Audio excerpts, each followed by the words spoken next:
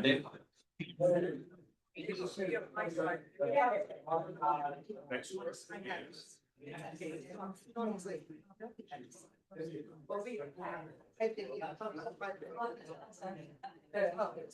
Good evening, everybody. This meeting was called for Monday, July 2026 at 7:30 p.m. at Borough Hall located at 77 Summerhill Road, Spotswood, New Jersey, pursuant to the provisions of the New Jersey Open Public Meetings Act and JSA 10:4-8B. The public may choose to attend this meeting electronically via Zoom. This meeting was advertised on the Spotswood website and in the Home News Tribune. Ms. Allen? Roll call, Councilman Larry Kramer, Here. Councilman Nicholas Legakis, Present. Councilwoman Dawn Schwartz. Here. Councilman Ed Seeley. Here. Council President Andrew Zaborni. Here. Mayor Rich O'Brien. Here. Thank you so much. So we have a very special proclamation to be read tonight by Mayor O'Brien. Mayor. Thank you, sir. I'm very excited to read the following proclamation. Whereas Captain Edward M. Shapley IV, APD, CPM, has faithfully served the Borough of Spotswood and its residents for 32 years with dedication, professionalism, integrity, and distinction. And whereas throughout his distinguished law enforcement career, Captain Shapley demonstrated an unwavering commitment to public service, the protection of life and property, and the safety and well-being of the residents of the Borough of Spotswood. And whereas Captain Shapley has served honorably alongside fellow law enforcement professionals, earning the respect and admiration of his colleagues, community members, and elected officials through his leadership, character, and devotion to duty. And whereas Captain Shapley's commitment to excellence, mentorship, and community policing has been acknowledged by his peers and superiors, as evidenced by the many commendations and awards he has earned, and contributed significantly to the success, professionalism, and reputation of the Spotswood Police Department. And whereas the Mayor and Borough Council of the Borough of Spotswood desire to publicly recognize and express their sincere appreciation for Captain Shapley's many years of dedicated service and wish him continued success, health, and happiness in his retirement. Now therefore be it proclaimed that the Borough of Spotswood Council, on behalf of Mayor Rich O'Brien and all the residents of the Borough of Spotswood, hereby extends its deepest gratitude and appreciation to Officer Ed, also known as Captain Edward M. Shapley IV, for his 32 years of faithful, distinguished, and exemplary service to the Borough of Spotswood and its residents. Be it further proclaimed that the Borough of Spotswood proudly congratulates Captain Shapley upon his retirement effective July 1, 2026, and extends its sincere best wishes for a long, healthy, and fulfilling retirement. Be it further proclaimed that the Borough of Spotswood publicly recognizes Captain Shapley's outstanding service, leadership, dedication, and commitment to the community, and thanks him for the lasting impact he made upon the borough, its police department, the DARE program, and the residents he faithfully served throughout his career. Signed, Rich O'Brien, Mayor, dated July 20, 2026.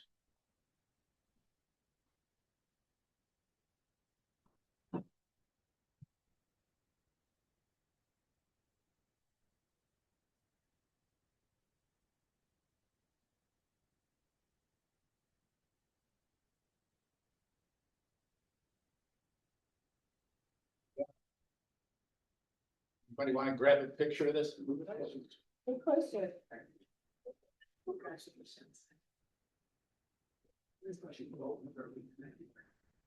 That's a lot.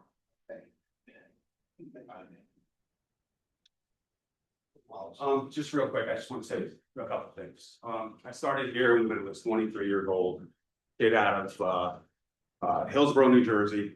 I ended up back in the same spot. I know nothing else besides Spotswood.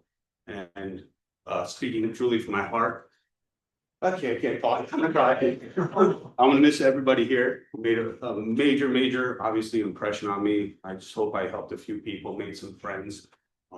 It's a wonderful little town. And I want to change anything for the book. But thank you for.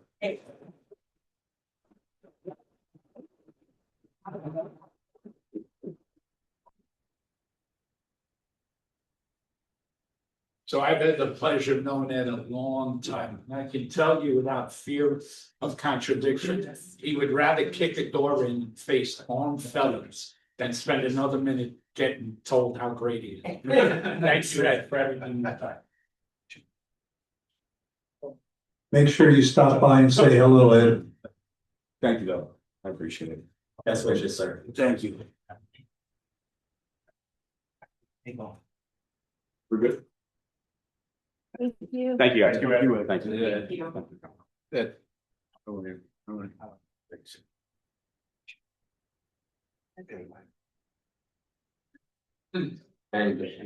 Thank you there, Mayor, and best wishes, sir. Mr. Kemp, CFO report? Council President, Associate Report for tonight, there is a budget hearing for us, so. Thank you. Very good. Mr. Mead, engineers report. Thank you, Council President. Yes. On behalf of. There we go. Thank you, Council President. On behalf of the Borough Engineers Office, I submit tonight's report. For item number one, the 2024 NJDOT roadway improvements of Gover, Daniel, and Vaughn. The project is complete. The contractor is working on the punch list, and we will begin closeout with the NJDOT once completed. For item number two, the 2025 NJDOT roadway improvements of Elm, Victoria, and Dora. We have resubmitted to NJDOT for review. We will bid the project once approval is received. There's no update for items 3 through 5. And for item number 6, the 2027 NJDOT grant of Mont, Polonia, and Kosciuszko, the grant has been submitted. And there's also a resolution on tonight for approval of the grant submission. Very good. Council, any questions or comments for engineer? Okay, thank you so much, sir. Very good. Ms. Howland? Thank you, Council President. Ordinance 2026-07. This will be a second reading, public hearing, and adoption. An ordinance amending Article 10, Department of Public Safety, Sections 28-1, 28-2, 28-3, 28-4, 2-55, 2-56, 2-57, 2-59, 2-65, and 2-66 of the Code of the Borough of Spotswood. Ordinance 2026-08, second reading, public hearing, adoption. An ordinance amending Chapter 199, Vehicles and Traffic, Section 199-20, Schedule 9, Right Turn on Red Prohibited of the Code of the Borough of Spotswood. Ordinance 2026-09, second reading, public hearing, adoption. An ordinance amending Part 1, Administrative Legislation, Chapter 2, Administration of Government, Article 3, Rules of Council of the Code of the Borough of Spotswood.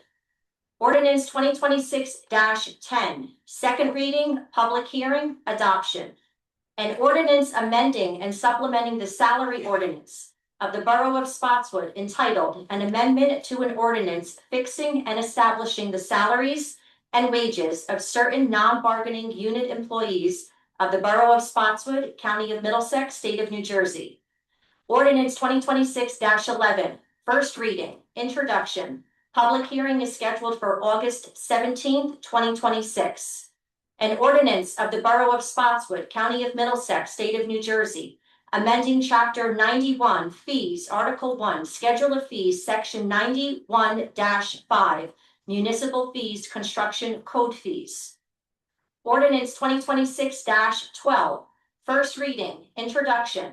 Public hearing is scheduled for August 17th, 2026. Bond ordinance providing for various water sewer utility improvements appropriating $975,000 therefore, and authorizing the issuance of $975,000 bonds and notes to finance a portion of the cost thereof authorized in and by the Borough of Spotswood in the County of Middlesex, New Jersey. Ordinance 2026-13, first reading, introduction. Public hearing is scheduled for August 17th, 2026. An ordinance of the Borough of Spotswood, County of Middlesex, State of New Jersey, permits for block parties. Ordinance 2026-14, first reading, introduction. Public hearing is scheduled for August 17th, 2026. An ordinance amending and supplementing Chapter 14 of the Code of the Borough of Spotswood entitled Fire Department. The following are the resolutions under consent agenda. Resolution 2026-161, a resolution accepting the resignation of Kim Zielinski as part-time transportation coordinator in the Division of Senior Services. 2026-162, a resolution appointing and promoting Lieutenant Mayo to the position of acting captain for the Borough of Spotswood Police Department. 2026-163, a resolution appointing and promoting Sergeant Daniel Hoover to the position of acting lieutenant for the Borough of Spotswood Police Department. 2026-164, a resolution appointing and promoting Officer Sasso to the position of acting sergeant for the Borough of Spotswood Police Department. 2026-165, a resolution of the Borough of Spotswood accepting the resignation of Amanda Perlman from the Recreation Committee. 2026-166, a resolution appointing Danielle Christensen as a full-time police secretary for the Borough of Spotswood Police Department. 2026-167, resolution approving the appointment of Michael Muniz as a full member of the Spotswood Fire Department pending successful completion of all requirements. 2026-168, resolution approving the appointment of Christian Martinez as a full member of the Spotswood Fire Department pending successful completion of all requirements. 2026-169, resolution approval to submit a grant application and execute a grant contract with the New Jersey Department of Transportation for the 2027 roadway improvements. 2026-170, resolution accepting Kelly Jar-Yuzuskiewicz retirement. 2026-171, resolution authorizing the execution of a settlement agreement and release in the matter of Dawn McDonald versus Borough of Spotswood et al. 2026-172, a resolution authorizing the donation of obsolete fire hose equipment.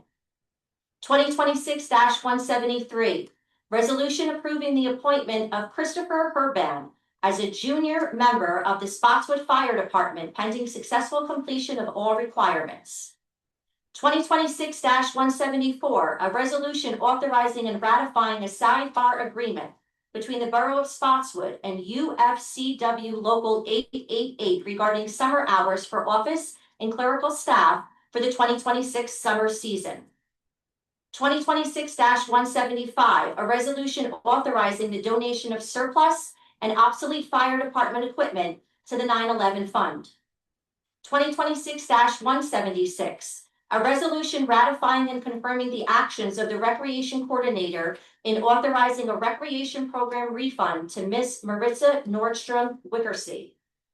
2026-177, a resolution authorizing the award of a contract to MRC Recreation for improvements to the DeVoe Lake Shade area under Bergen County Cooperative Pricing System bid number BC 24-35.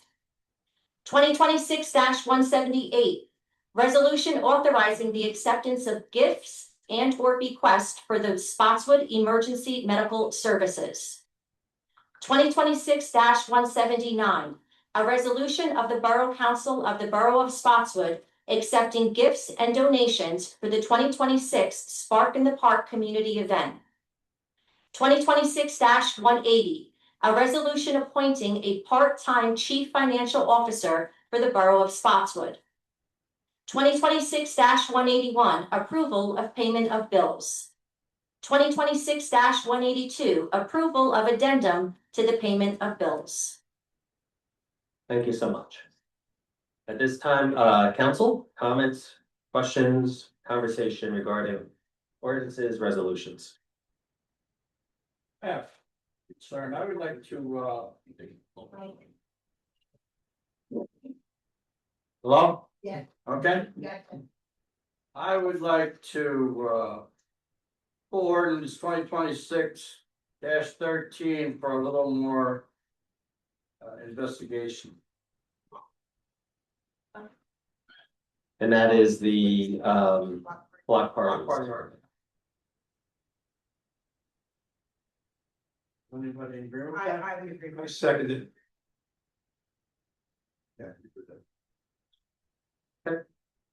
If you want to discuss more, I have another question. Sure, please.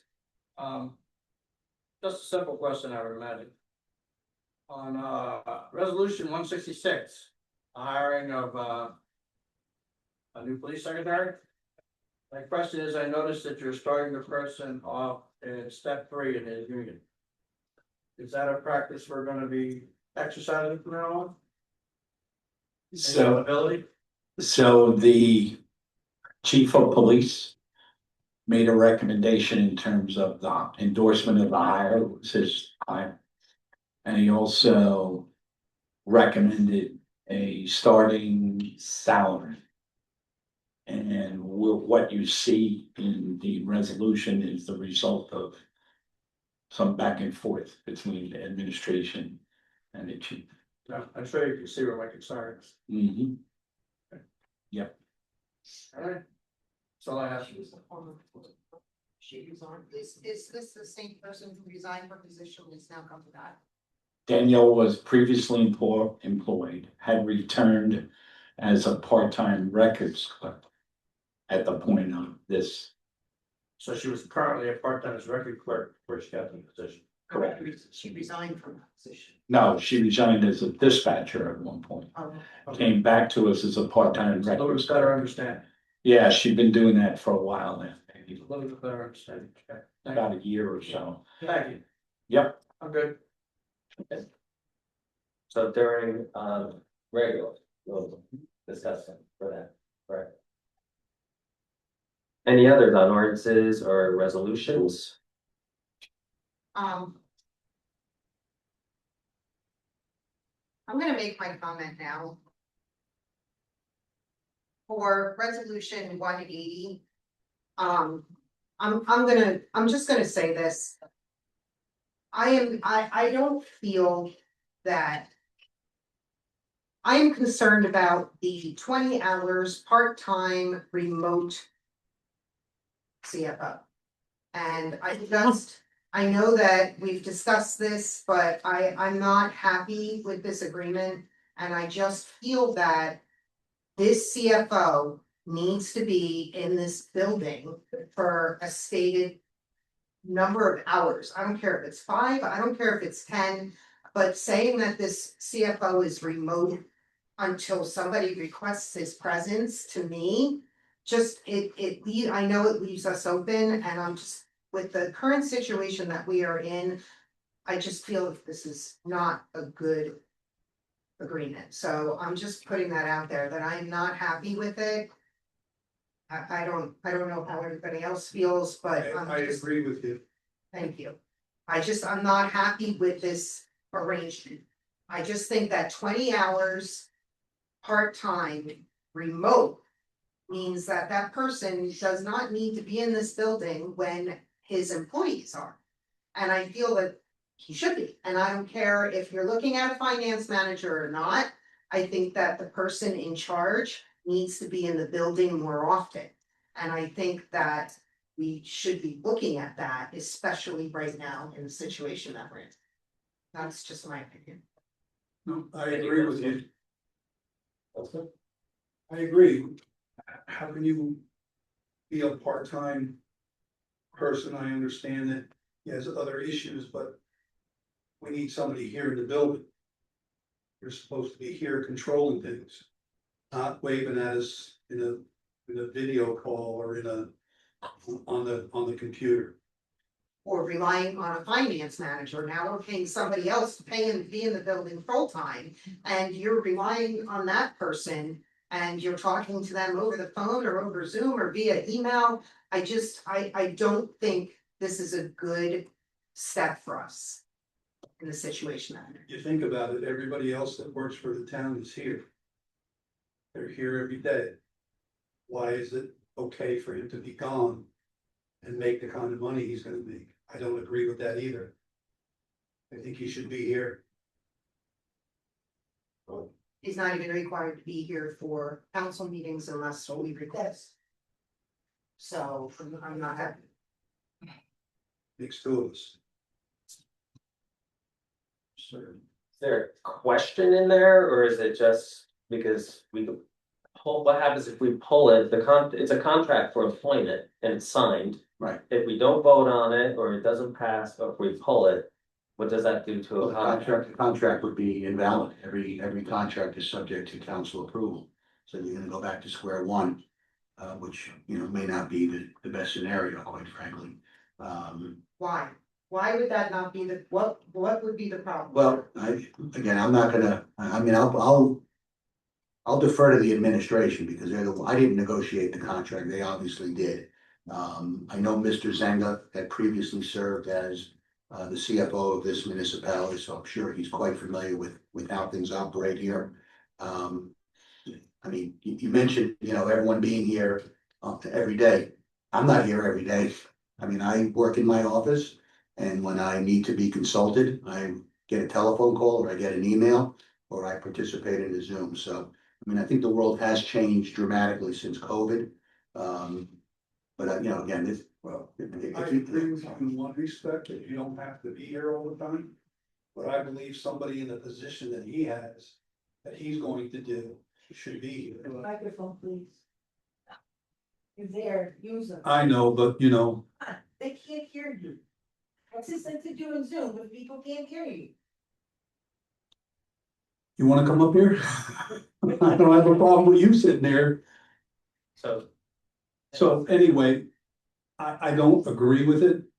We're gonna pay him what we're gonna pay him for 20 hours a week, and then he's not gonna be here. I just don't understand it. To me, that's. You're supposed to represent the town, which means you have to be here to find out what's going on in the town. Not find out by watching it on TV or somebody calling you on the phone. So I don't agree with it at all. Mayor, is there a way to amend the contract if whatever happens here happens? I don't know what's gonna happen, I'm just asking. Well, I'd like to say a couple of things, if I might. Sorry. The Borough of Spotswood has had a part-time CFO long before this position was presented. It goes back several administrations. That's point one. Our current CFO, who offered his resignation, will be leaving us at the end of the month, has served since the summer of 24 remotely. Mr. Zanga, in the 8 years he worked for us prior to that, worked remotely. The question of, well, what happens if we pull it or if we don't do it? That's certainly within the council's right of advice and consent. But comes August 1st, we no longer have a CFO. So I would ask the council then to offer what the plan is instead of this. Because if we have to, by law, we're required to have a chief financial officer.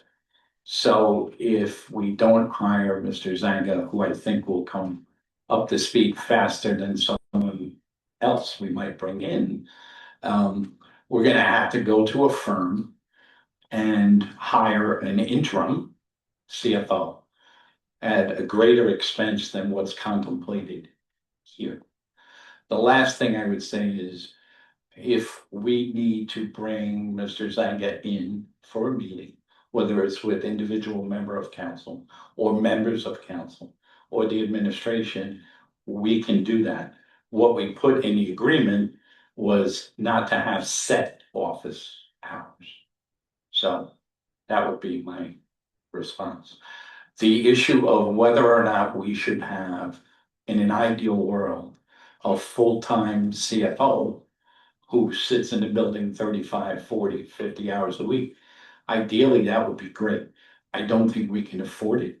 And I don't think it takes recognition of the situation that we're in currently, where I don't know what the price point would be to get someone to take the job full-time.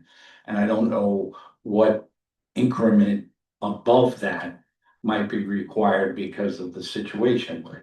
We're asking someone to take on a financial situation that is not ideal at the moment. I know we're gonna work our way out of it, but it's recognition of the reality of our situation. And I think for those of you that worked with Mr. Zhang in the previous administrations, I would respectfully ask you to consider giving him a shot. You're welcome. Okay, with all due respect, I have to say I'm in agreement with the agreement with hiring a CFO, Joe Zanger. Joe Zanger worked under my administration, he was here part-time as well, mostly at nights.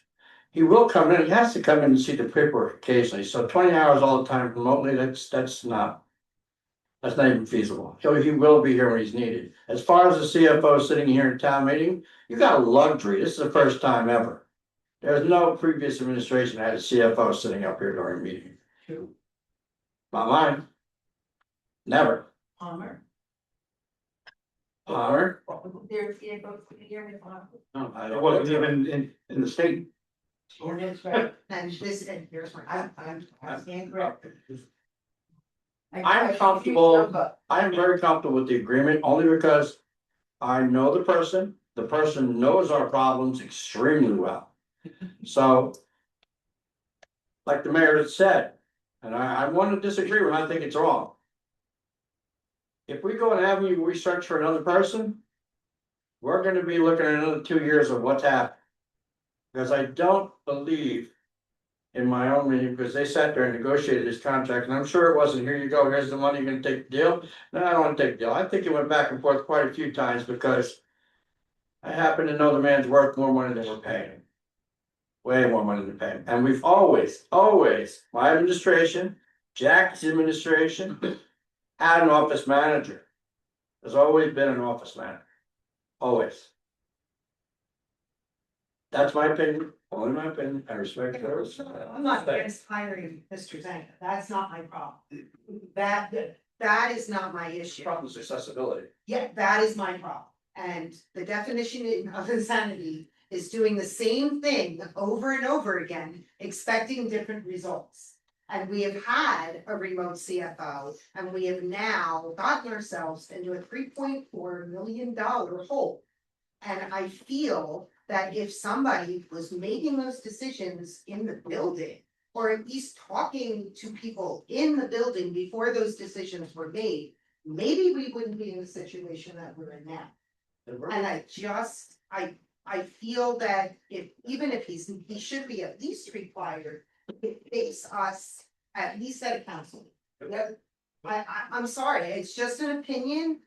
I'm not against hiring, I'm not against him being part-time, I'm not against the person himself. I'm against this remote without some sort of, hey, he is going to be here at this time, this is your accessibility. Or he will sit up here with us so that when we have questions or the public has questions, he can be here to answer them.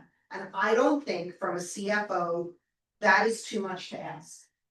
And I just feel that the remote part of this and not even being required to be in front of us at a council meeting, which you say is a luxury, I say now it's a necessity.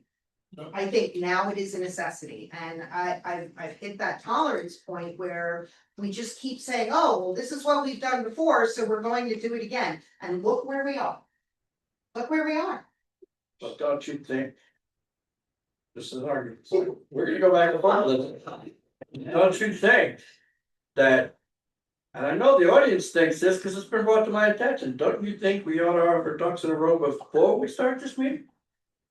Like if we have financial questions, they should be asked long before we get in here. Yeah, well, I would agree with that, but I think that if the public has questions, that, That's why we have a BA.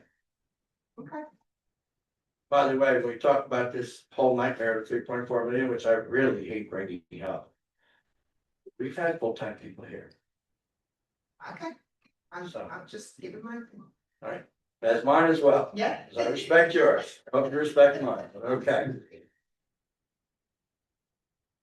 I personally am okay with it. I've had good relationship in contacting our CFO. I've had good relationship with the remote CFOs in the past. They've answered my questions, taken phone calls. I understand the in person, I get it. But to be quite honest with you, I know what the mayor is saying is gonna cost a lot of money to get a private company. More than what this is, and who knows, they might just say, great, we're in Atlanta, so we'll be zooming in with you. We might end up in that same position just as well. We don't know, and it's gonna cost a lot of money to find out. But I did say, and I remember saying this at a meeting last week to the mayor, that I'd like to have a discussion, a review, if something is not working out or we're not being communicated with. Because that certainly will be, I hope, delivered by the administration, saying, hey, we need to have more access or whatnot, so. I understand, and I don't know Joe, Mr. Zanga personally at all. I don't know him, so I'm not, any experience, so, but I appreciate the dialogue. Any other for councils? I have one. So in regards to the DeVoe Lake 177, 2026, 177 resolution for improvements. Is this something that just occurred? There's something that it can't be built or it can be built? I just. So I was going to ask, I think we talked about pulling it. Mhm. To allow engineering, DPW, rec department to discuss. For the benefit of the public, the issue came up and Councilwoman Schwartz identified it as well. So the prospective project at the Vol Lake involved a shaded picnic area. And in order to facilitate that construction, we'd have to put down a concrete pad. So the issue came up of potential flooding, the fact just Saturday, we saw water up again in the brook due to the excessive rainfall. So I think we need to go back and reassure ourselves. So I'd ask to pull 177 to either allow us to rededicate the project or repurpose the project, or make sure that we can do the project as envisioned. And the question would be, what would happen to that funding if it's tied to this? Would the grant funding be lost, moved? How would that work? So not. There's already been conversation with the rec director or community affairs based on some knowledge we have, and with the grant supervisor, the Bruno Associates. So we have the money to do this project. If we move the project from the Bow Lake to Mundy Park, that's no problem. It doesn't change the scope of work, doesn't change what we're doing. We're just moving it to a location. Doing a concrete study and doing boring from an engineering standpoint, that's the easy part. Getting DEP approval, forget it. The minute Kevin brought that up and showed me the copy of the firm map, which is the flood insurance rate map, I just backed away because my 25 years of experience trying to get approval from DEP to do anything where water is involved, it's better just go uphill. And DeVoe, Mundy Park is a much better location, and we'll bring it back to the council with that recommendation. But it won't change the money, it won't change the scope, but it'll just change the location. Thank you. But if you could hold a resolution formally, that'd be lovely. Right. We will on the regular. If I can mention about, continues the conversation about the part-time CFO. When Sean provided his, for the council and everyone here, when Sean provided his letter of resignation, we advertised internally as required, received no applicants. We have advertised out on Indeed. I have about maybe 8 or 10 applicants, none of which have New Jersey municipal finance certification. Lots of good people with knowledge in the private sector, but you need a CFO licensed by the state of New Jersey. Not one person had even municipal experience, except one person who was a part-time, who was a tax assessing clerk, which is good, but not what we need. I personally reached out to Joe Zanga and called him on the phone and asked him to come here and help the borough sponsor it. That's why Joe's here. Because I know him, absolutely. I've worked with him twice before. The man's been doing it for 25 years. Jerry knows him. I think he's very competent. I think, as we said in a year, if we're having some problems, he's approachable. We'll get to him. I've asked him specifically, he's asking his mayor in South River if he can be excused from the meeting, our first meeting in August, which is also a meeting in South River, just so he can come here and meet the council.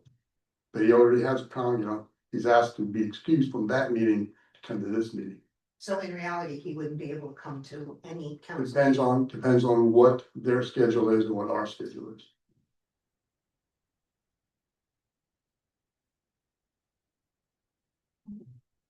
Any other comments from council regarding any resolutions or ordinances? Administration, any others? Thank you so much. I'd like to now open to the public for public comments related to the agenda in caucus only. The public comment portion of the Spotswood Borough Council meeting is to allow the public to bring council's attention their community comment accordance with NJSA 10:4-12A, as well as Spotswood Borough Ordinance 2-18, 2-19, except upon the consent of the council president. Each person addressing the council in the case of resolution shall limit their remarks to 3 minutes, and in the case of an ordinance shall limit their remarks to 5 minutes total of the meeting.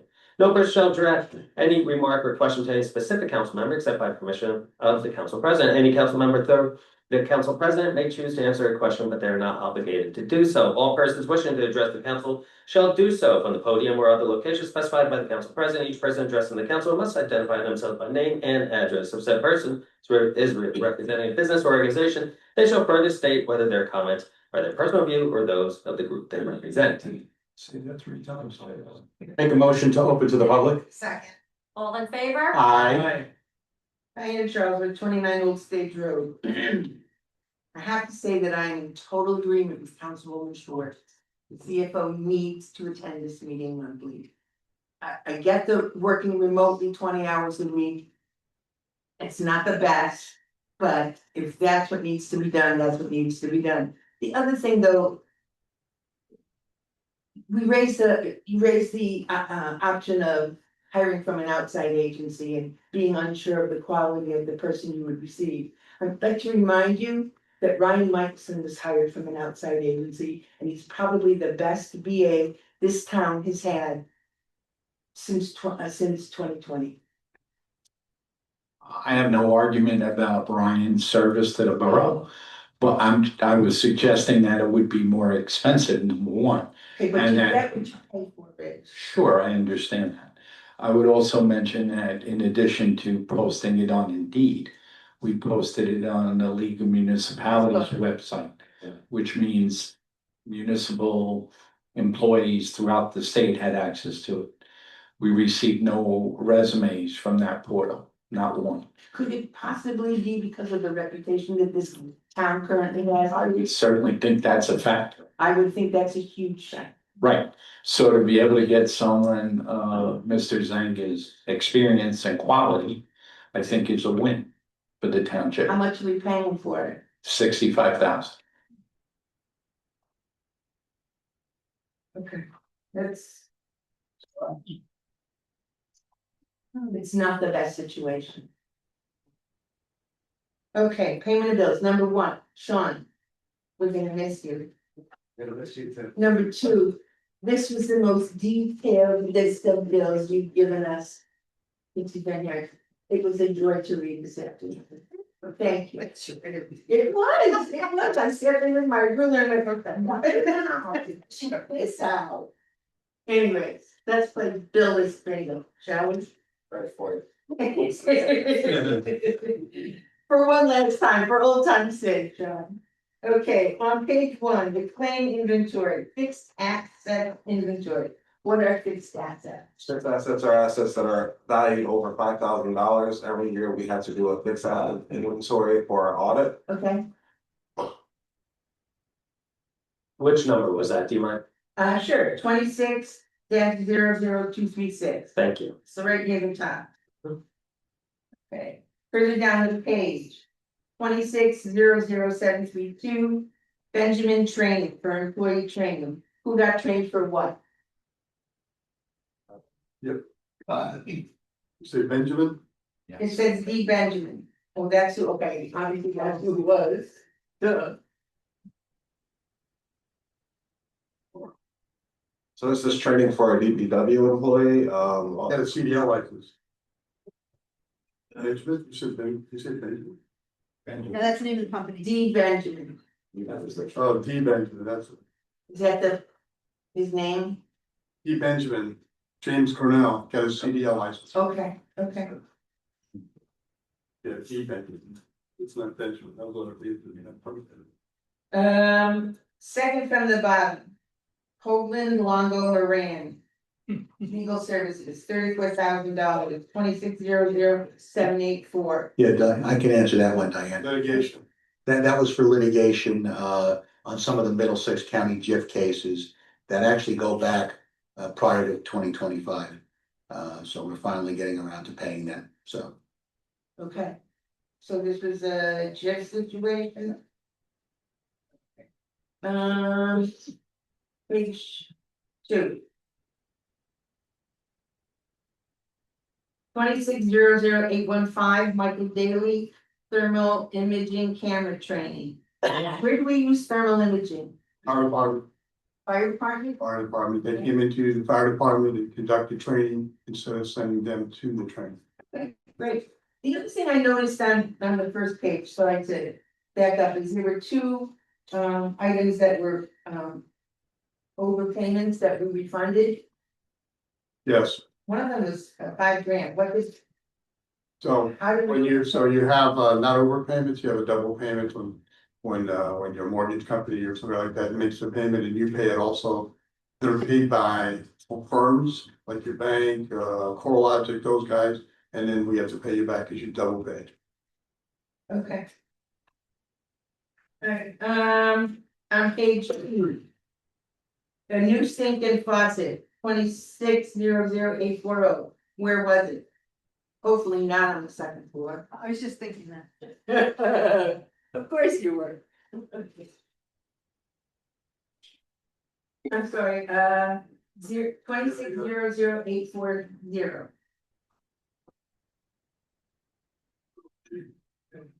No, indeed. Gary Dominguez. Yep. New sink and faucet goes in the police department, Okay. Not on the second. new supply sink. Okay, a little further down, 26-00850, one called concepts. What are markout requests? So before you dig a water line, sewer line, anything like that, you have to call a 1-800 number required by the They put those state. little flag things up? Correct. Oh. And if you don't call and you find something, you get sued Yeah, you don't like that. or fined or both, yeah. Just a little below that, 26-00853, truck wreck, trap, rock industries, rocks. Correct. But for public works, when you dig that hole and you put the pipe back in, you gotta put gravel on the bottom. Okay. Page 3. 26-00897. Specimen testing by ALS group, How much? about $1,400. Okay, that's a water sample testing. For the water, we're required to test For every the month. bow, for the lake? No, for the water system, Okay, what we drink and that. Right. Required by the state. We go all over town, take water samples, send it to the When you lab. come to my house. We have designated labs. Okay. Earl Hall's one of them, your house is not. Right, I'm behind those nice 6 foot tall bushes. Okay, that's it for build this window. Okay, I think that's it. Again, we need to do something about the CFO situation. Not, Thank you.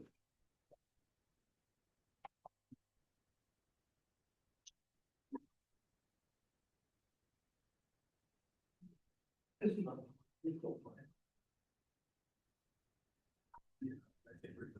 evening. Colleen Ronco, everybody knows where I live. I have to agree with Councilwoman Schwartz. I think that not having a CFO here has been part of our problem over the years. I mean, Natasha wasn't even in the state, she was in Tennessee, for God's sake, and Jackie and Vicky lied about it for 3 years.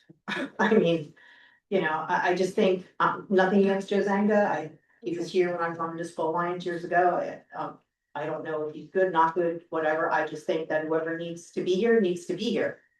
And now my other concern, as Diane said, is that if his meetings are on the same night in Saraville, Suffolk, or I know it's one of the S towns as ours, can't be in two places at the same time. I don't care if it's once a month, twice, you can't be in two places at the same time. So either Suffolk is gonna suffer, which you don't care, right? Thank you. Or we're gonna suffer. And I just think that having Sean here at meetings was very beneficial over the years because you could play Billis bingo and actually get answers as opposed to, I'll have to look it up, or I'll get back to you, or, which nobody ever did. So I have to agree with Dawn on this one, that I think it's just a bad idea overall to not have somebody that's here. I'm sure Joe is more than qualified. But if we're gonna pay, here's my thing, if we're gonna pay him $65,000, then we're gonna pay a finance manager at least that amount of money. Now you're at $130,000. We could just hire somebody full time. And I'm sorry, I understand that's part of the situation is that Spotswood does not have the most stellar reputation after the Jackie Palmer administration, but I'm sure that if you go out there and you honestly really look and stop trying to regurgitate the same crap that, you know, has been here for years and years and years and years and years and years and years, we would be able to find somebody. I just don't think, the last finance manager did not work out. She's not here. It just wasn't, it wasn't ideal. So that's where I have to go with that. My other thing is that I just wanna make sure that this can be discussed now. I'll discuss it with them. Resolution 171.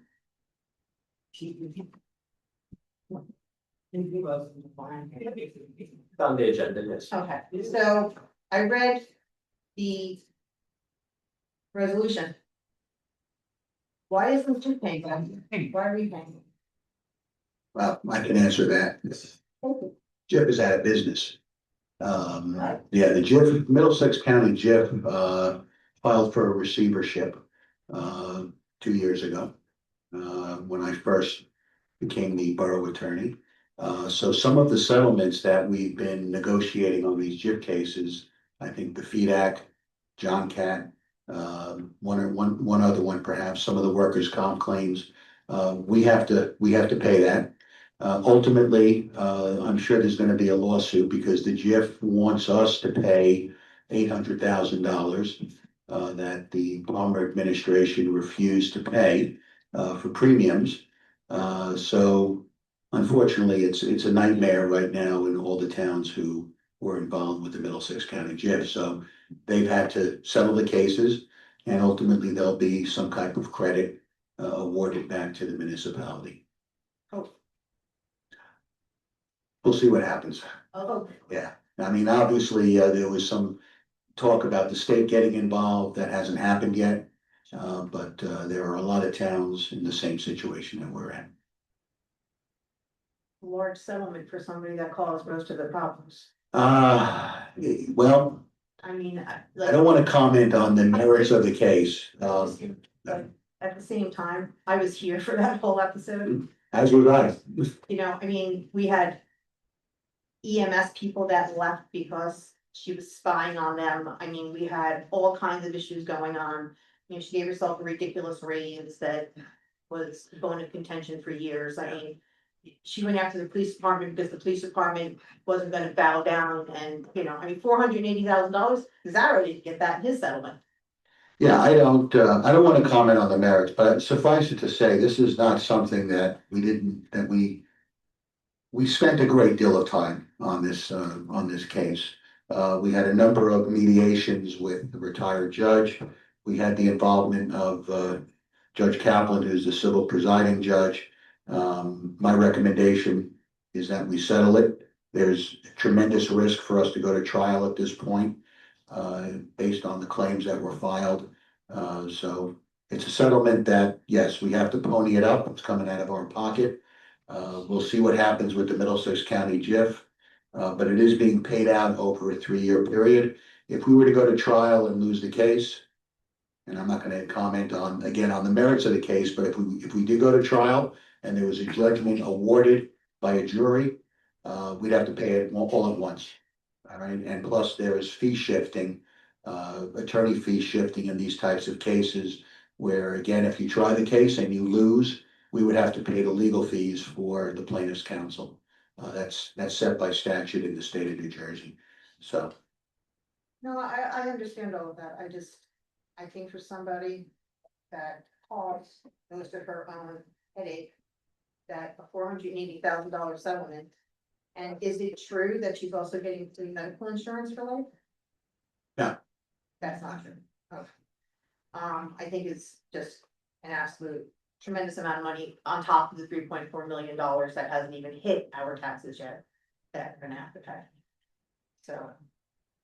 That's what I have now. Thanks, guys.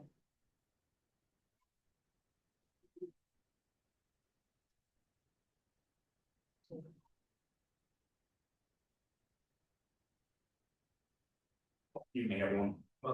Chris Agers, coming as Borough's fire chief. Two things tonight. The first. Ordinance number. Ordinance 2026-13, Councilman Sealy brought it up, and it sounds like the council's not in favor, but I just kind of like to go over some things on our end. From the fire department's perspective, and we spoke with some of the council members already, I've got some serious issues with this. I see no benefit to the borough as far as the governing body is concerned. I think this is a huge liability for the borough, allowing these block parties. From the fire department standpoint, number one, we have a volunteer fire department. So our guys are responding from home. So number one, they need to get from their house to the firehouse to get the truck to answer the call. Now we're gonna allow people to shut down sections of roadway in the town that could further hinder our guys just getting to the firehouse. Forget about then, we need to get the emergency vehicles to wherever we're headed to.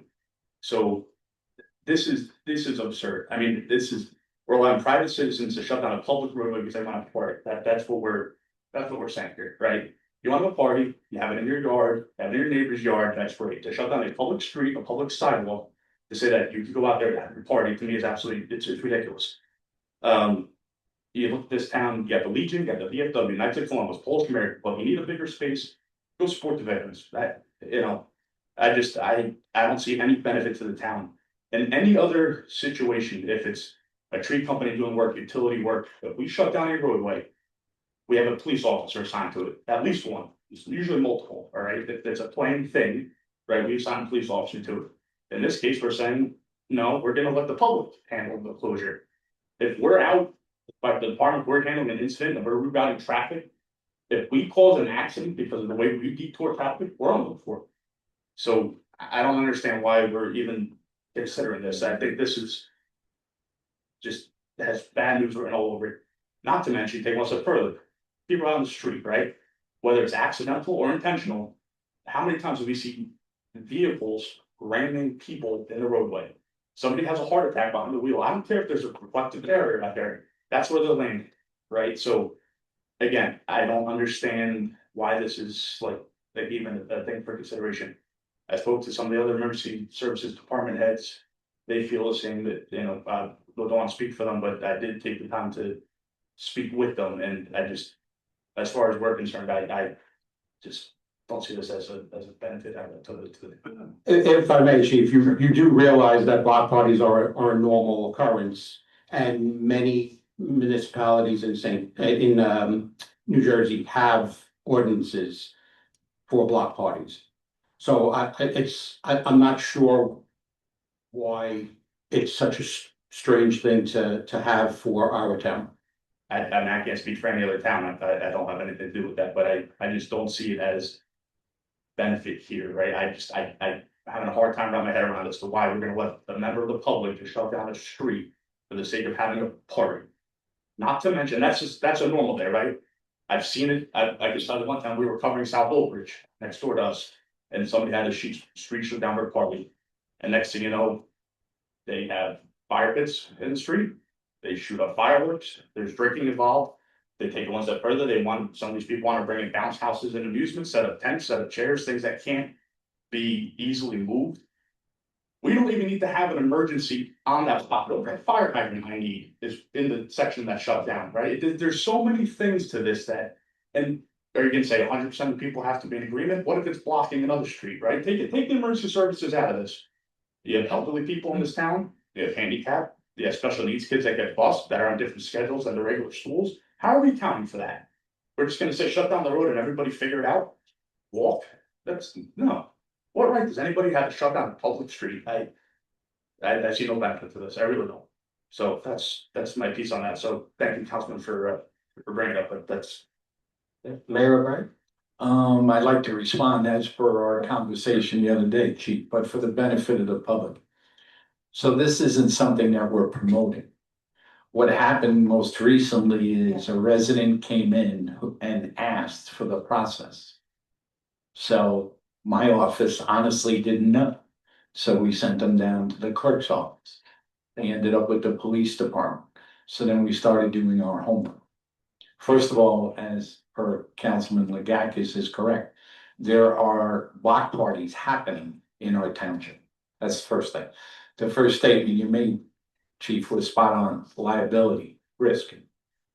When we went into the code book is silent on the issue. So what this represents is an attempt for us to try to manage the risk, to get a conversation going with the governing body. Because we could say, the end result of that discussion with your input and others may be, we're not going to allow block parties. Then we put it on the books. Then when the resident comes in and says, how do I have a block party? We say, you don't. That's one option. Another option is to say, okay, we'll allow block parties, but taking into account the concerns you and others have raised, we make the ordinance potentially restrictive. But the way it is now, if we just turn a blind eye and say, well, there's no block parties here, but we don't legislate it, then we can enforce it. Absolutely, right. That's what this. Yeah, absolutely, and I 100% agree there needs to be litigated, but my thing is the ordinance should be just what you said, we just don't allow it, and I think that solves every issue across the board of, because we can go down this rabbit hole all day long of how many people are affected, sure, that end, is it a cul-de-sac, how busy is the street? There are so many variables to this, it's endless, and I again don't see the benefit outweighing the risk that we're taking on by. Yeah, and I think probably, I don't want to speak for Councilman Sealy, but I think you probably brought the idea of holding it for further discussion to address a lot of that. Yes. And that was when we met earlier in the week and we met with council, that was part of the discussion. Let's work on it some more. But I take very seriously what you're saying. I also know that we have block parties every summer around here. Some of them people in this room have attended and some of us get invited to. So do we just say, well, that's not really happening? I don't think we can do that. So that's what started. So that's just where I'm coming from on this. Second one, ordinance 2026. 14, or the fire department ordinance. Thank you for the time. I know we've been going back and forth a lot on this. Only one concern on this that I really haven't been able to get an answer to, but I sent 2 emails to the labor attorney. I've not heard back. 14-12, the junior firefighters auxiliary under letter A. The proposed change, currently what we have is that we allow junior members from the ages of 16 to 18 to join the department. And we have a pretty thorough policy that conforms to the state child labor laws of what they are and are not allowed to do based on that statute. What's being proposed here is to lower that age to 14. And the way it was presented to me is that the law changed and that they lowered the age. And it was kind of like a one-for-one swap, that it's just now you can allow them to join at 14, but that under the same guidelines as what the 16-year-old can do. So I printed out the statute. And it's a completely different set of rules and regulations for somebody at 14 than it is for somebody at 16. This is not a one-for-one swap that we just lower the age and can allow a 14-year-old to join the department and conduct the same activities as a 16-year-old. So if it's something we want to consider, I'm not opposed to it. It's that I think this conversation should start with the fire company. If it's something that we want to change in our bylaws, that then we come back and say, okay, we will amend the borough code to reflect that change. But just changing the borough ordinance to lower the age, we don't have a policy for it. Our current policy doesn't conform to those in the state statute, so I think we're gonna get ourselves in trouble here if we just open this up without doing that. Yeah, I actually spoke to Chief Hager just before the meeting. And I know you did reach out to our labor council. I haven't heard back from him as well, but maybe just as a matter of prudence, we should just carry this maybe till the next meeting until we can sort this out. Make sure that it's consistent with what your policies are as well. And I'm sure we'll come to some resolution. Yeah, that's fine. I just that one part of it just does not meet what we currently have. So, thank you. I have a question. What can a person do below the age of 18? So from 16 to 18, there's a good amount of what they can do. They can join the department. We can never put them in harm's way, right? So I cannot put them into any environment that is hazardous in the sense of immediately dangerous to life and health. They can answer fire calls.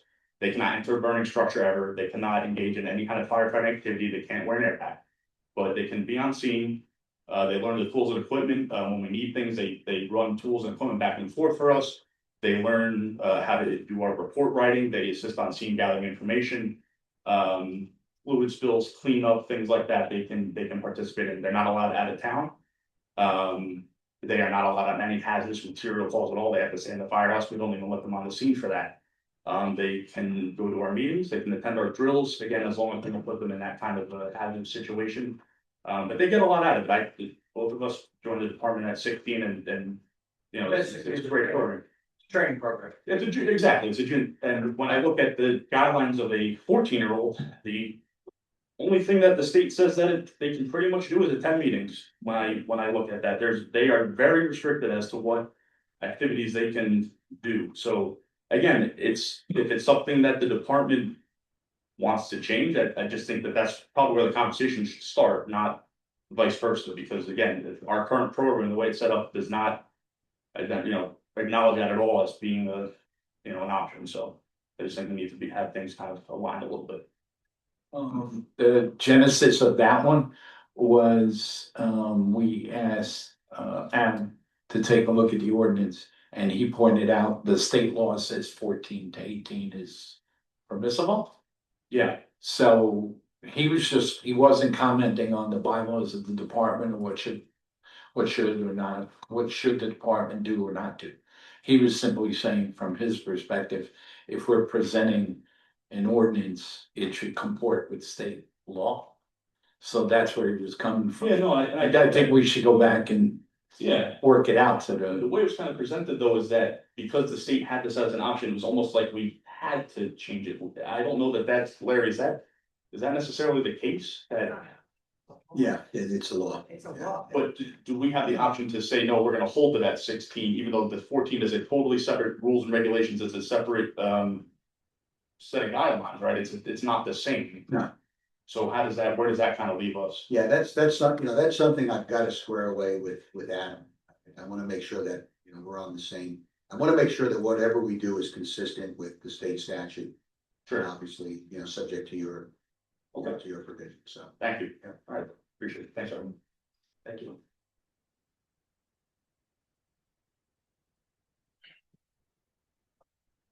Hi guys, Jennifer Sandberg from 14 Nicholas Court.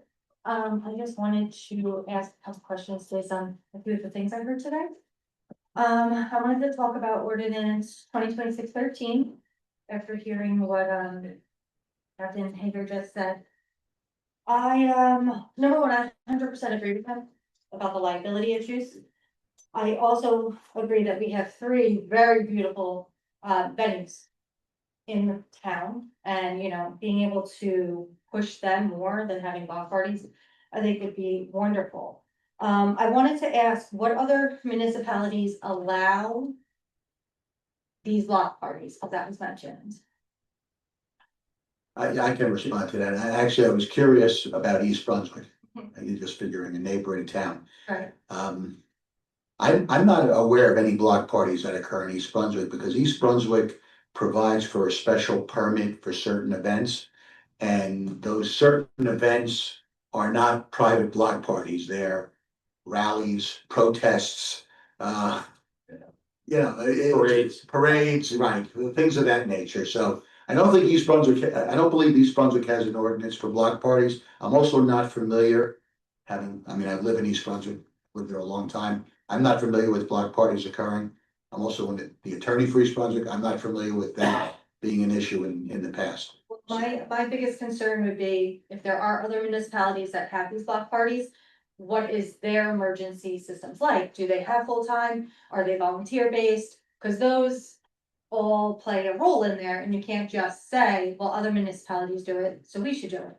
My other question is, the fee that we're proposing here is $35. Is that similar to other towns that do allow these block parties? Or is it very, very low? Because that seems kind of low to me. It's recommended that we change. Okay, yeah, I would make it lots more so that maybe they will go to venues instead of having golf parties. I'm sorry, I love the VFW and I love the Knights and I love the American Legion, so we push more people there. That makes me happier. And just so you're aware, so that in the process of looking up and researching some of this, some municipalities have a dedicated block parties chapter in their municipal code, for example, Fairfield Township and Willingboro Township. Others regulate block parties under special events, street closures, or public assembly ordinances rather than having a separate block party ordinance.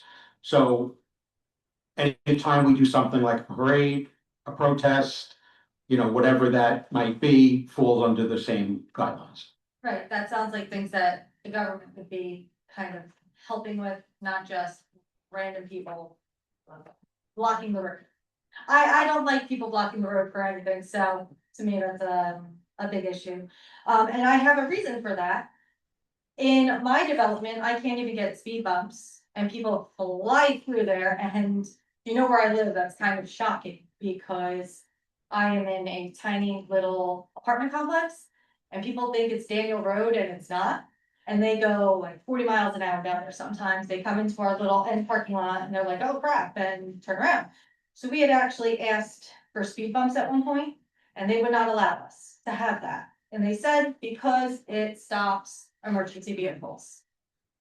And now we're thinking about having block parties that are going to stop emergency vehicles. So what's the difference?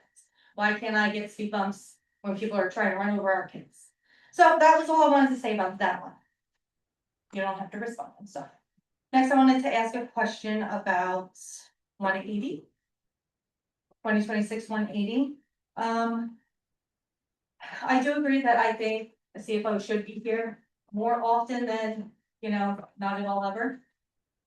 So I would want to know, what would the turnaround be if the council wants to meet with the CFO? What kind of time frame would he be able to give them? Like, okay, I'll be in the office tomorrow, or I'll be in the office in 2 weeks. I think that would alleviate maybe some stress. I don't know how you guys would feel about that, but if he was to say, I could be here in the next couple of hours, wouldn't that be good? Do we have any idea about what he would say? So I don't know what he would say. It's not here yet. Council hasn't approved his appointment. I can tell you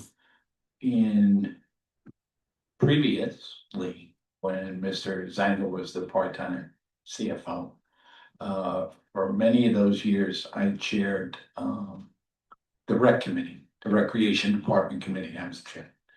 So in preparation for budget and at certain other points in the year, or in relation to grants we might be shooting for, the rec director at the time, Diane Spiegelhoff, and myself would ask to meet with Mr. Sanga. And his turnaround time then was pretty good. It would be in the evenings typically, or one time I remember years ago, we met on a Saturday morning. Cause that fit all our schedules. So at least from that experience, I'm confident. Obviously, that's as a rec person. I would think if a member of the governing body, a council member, for example, wanted to meet with the CFO, he would make himself available. It's nice to say you would think, Yeah. but it's something that I really think should be in writing. Giving him a time frame so that he can't just kind of blow things off. I just I think don't- that having that in there would be really helpful. I don't think he would blow things off. That's not his reputation or my experience with him. And I understand your point. But it does set precedence for other people as well. Well, as I said, we've had a series of part-time CFOs for a period of years, one of whom lived in Tennessee. I'm at least comforted by the idea that Mr. Zanga lives locally and is one town over for his day job. So I think we're moving in the right direction. I don't disagree with this person at all. I just think a little extra wording to kind of protect, everybody's peace of mind in that situation. And was it ever discussed, maybe possibly having him come in one day a week? Having set hours one day a week, so that there is that presence at least one. It was not something that he was going to be able to do. So it was not part of a discussion. Then that's all of my questions. Thank you, guys. Thank you.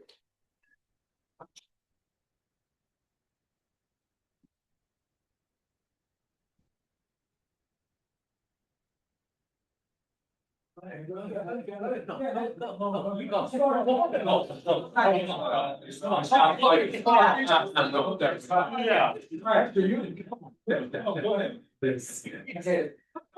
Smith, 395 Old Stage Road. Well, I think the council should take a recommendation of the administration and hire Mr. Zanka.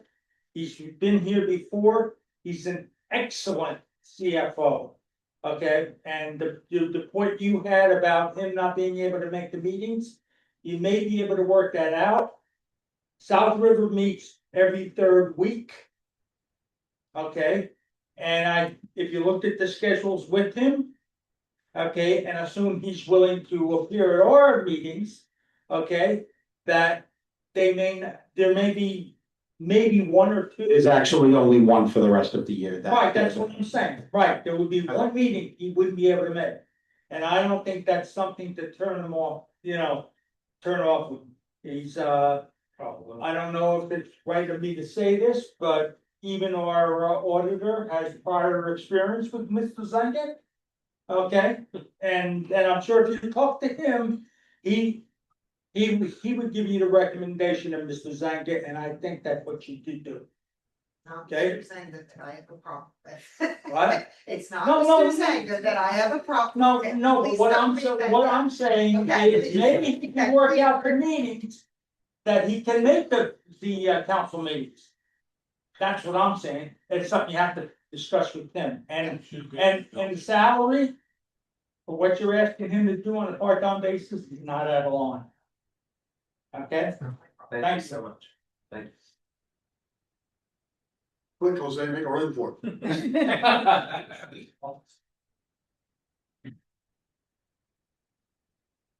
Jose Rivera, I got dual positions, president of the fire company and also over here. Block party, I'm totally against it. Okay, I know there's other towns that have, and yes, I know. The issue comes down to is when you start blocking the roads, emergency vehicles are coming through, stuff you can't move quick. Okay, who's gonna be the one that's gonna be liable? Who's the one's gonna be going to court? You wanna be there and testify? No, you don't. Okay, again, the liability is high for the town. So we shouldn't have block parties. I know it happens in town. Okay, but I agree with the chief. And we have talked about it. And a lot of us talked about it. So at my point, I disagree with that with block parties.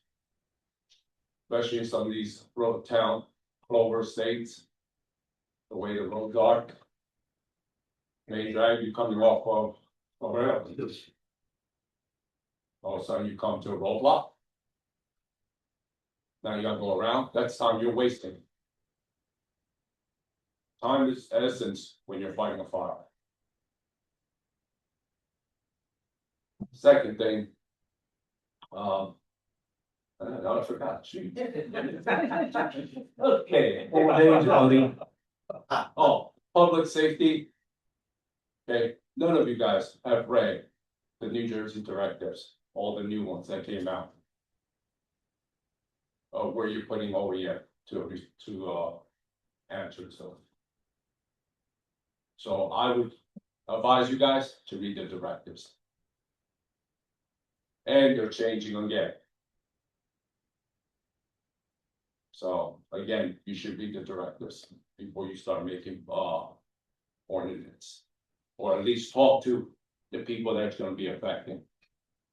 All of a sudden, this is being put up and you don't speak to us. Just like the block party, we find out. Just like the public safety, we find out. Okay, this gotta stop. It's affecting us. Emergency services, it's affecting us. And it's also gonna affect the residents. Okay, now I know the thing I was missing. The fire department. Before a member comes up to the council, he has to come through the department. And got to be voted in. Our bylaw states that 16 years old. And it's always been that way, 16 to 18, and then you can switch over to, yeah, so. Again, changing these ordinance, trying to include 14s, again, we have bylaws. Our bylaws is conjunction what it says, and then we submit our applications to this town. If we don't accept them, it doesn't come up there. And it's our signature that's on my signature and G's signature. So again, talk to us. That's all I'm gonna say. Thank you.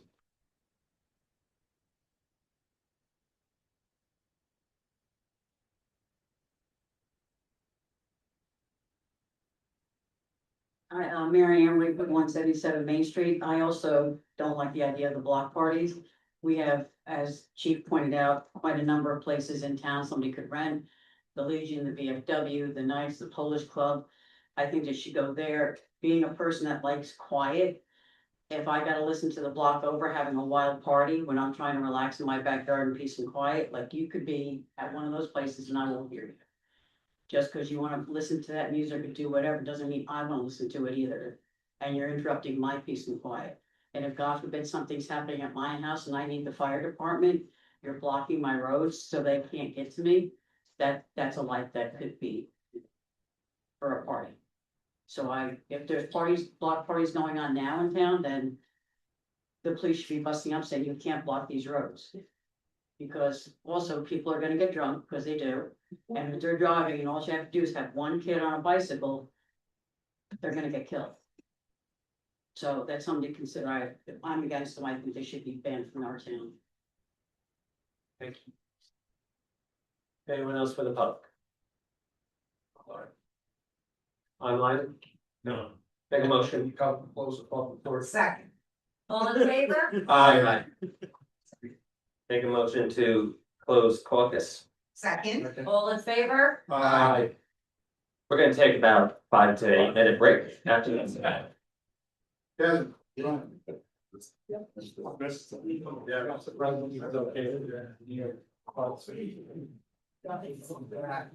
My husband. Hello. Sometimes he has a moment of lucidity. He's had a tree that on the right hand side of our driveway that was dying. So instead of cutting them, cutting it all the way down and grind the stump, he had them cut it to like 5 feet and we put a big low. Kevin. It's solar, yeah. Yeah, it's really nice. We put solar lights in the back. Deck level. So. Yeah. No,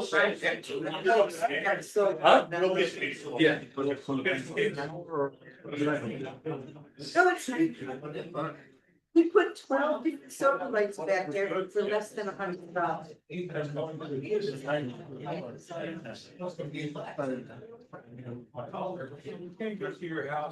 Right next to all night. All night. The one out front lasts all night, 12. Yeah, my sister-in-law, next door, Barbara, you know, they have one on their, brick thing that is their mailbox, and they have a hanging. No, they have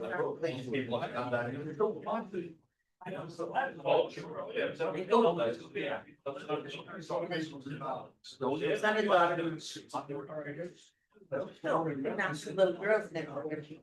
It's not a big. Yeah, let's see. Ellie will be for.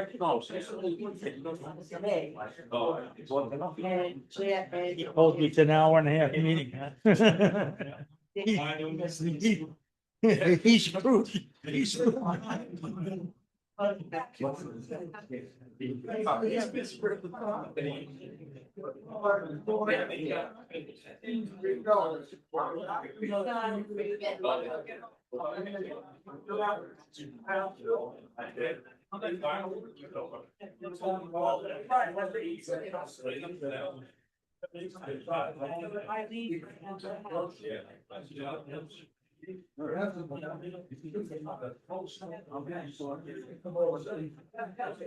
you starting from next to the next one? Excellent. No,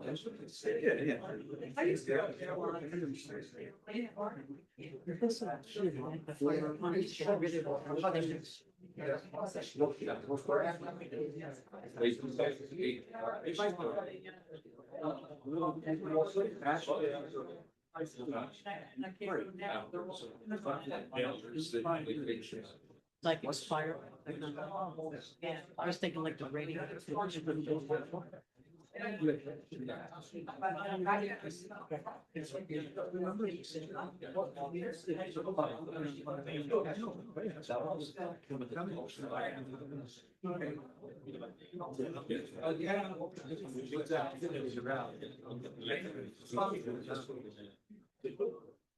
Well, they should you.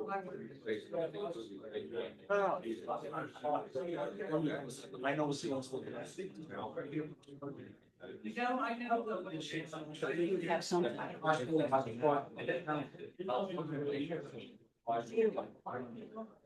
Yeah, those are not going away.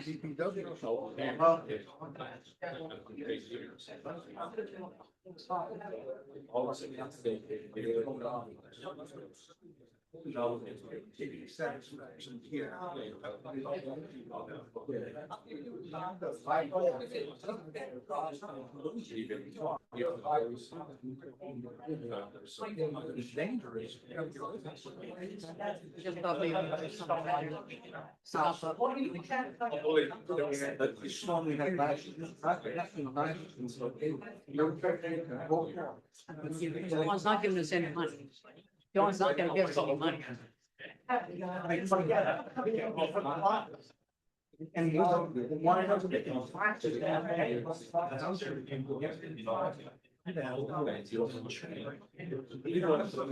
Again, you know, something. I know. We know it. No.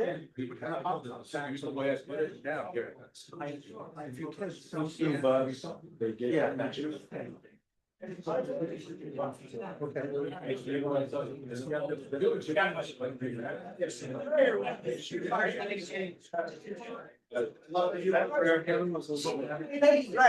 to his house like 3 weeks ago. I was having problems there. Yeah, no, go ahead.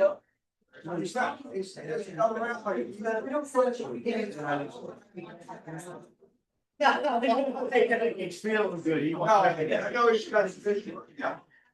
Stop, maybe once every 2 weeks he stops. That's it.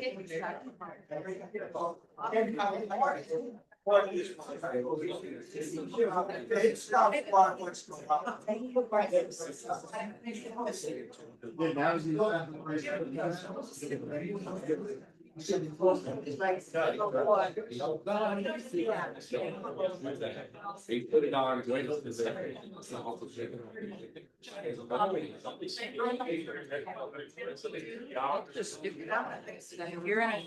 where you need. Yeah. Next round. That's next. That's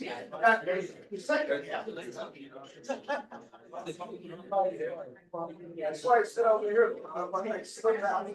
No, you know what? It's not gonna be a first speaker. Usually. What's that?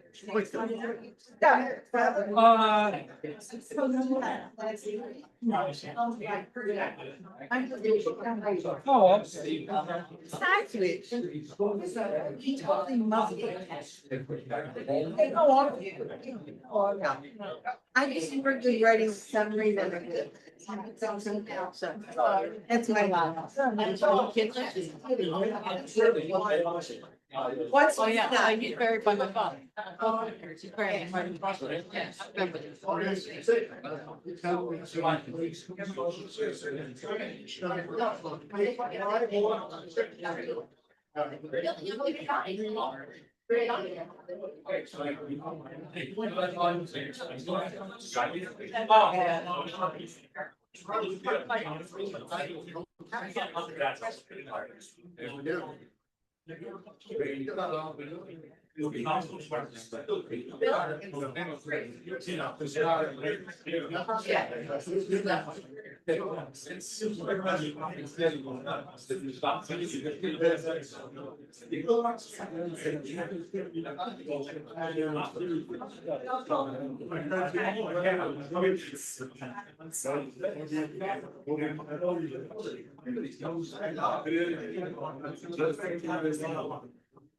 And actually.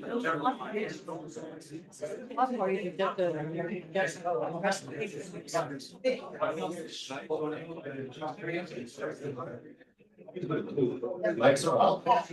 I know that. Mr. Higgins. No, it's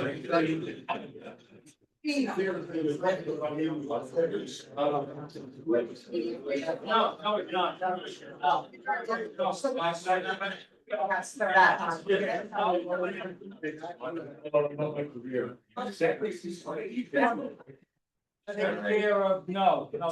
It's down in the middle.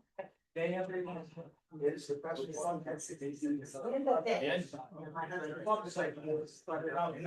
All right, welcome back, everybody, for a regular meeting. This meeting was called for Monday, July 20, 2026 at 7:30 PM at Borough Hall located at 77 Summer Hill Road, Spotswood, New Jersey, pursuant to the provisions of the New Jersey Open Public Meetings Act, NJSA 10:4-8B. The public may choose to attend this meeting electronically via Zoom. This meeting was advertised on the Spotswood website and in the Home News Tribune. Please rise for a salute to the flag.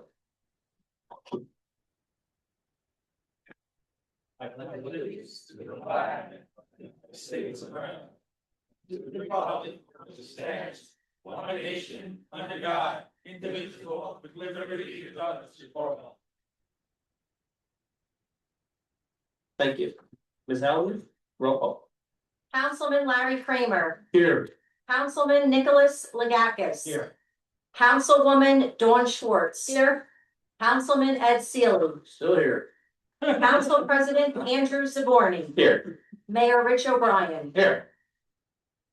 Next, I will take a motion second, and this will be followed by roll call for the June 15th, 2026 caucus and regular meeting minutes. Make a motion to approve the caucus and regular meetings, minutes from June 15th, 2026. Second. Calling of the roll, council members Kramer, Yes. Legakis. Yes. Schwartz. Yes. Sealy. Yes. Zaborni. Yes. Next, and I apologize in advance, but these are the parliamentary procedures, so bear with me because we have a lot of ordinances to get votes on. First up is ordinance 2026-07. This is the second reading, public hearing and adoption. I will take a motion second, followed by roll call to open for the public hearing. Make a motion to open to the public ordinance 2026-07 for a second reading. Second. Calling of the roll, council members Kramer, Yes. Legakis. Yes. Schwartz. Yes. Sealy. Yes. Zaborni. Yes. Right now, if anybody wants to come up for public comments on this ordinance, you may. Make a motion to close the public, Anyone online? No, thank you. make a motion to close the public hearing for ordinance 2026-07 on its second reading. Second. Calling of the roll, council members Kramer, Yes. Legakis. Yes. Schwartz. Yes. Sealy. Yes. Zaborni. Yes. Next, I will take a motion second. This is be followed by roll call for adoption of 2026-07. Make a motion to adopt ordinance 2026-07. Second. Calling of the roll, council members Kramer, Yes. Legakis. Yes. Schwartz. Yes. Sealy. Yes. Zaborni. Yes.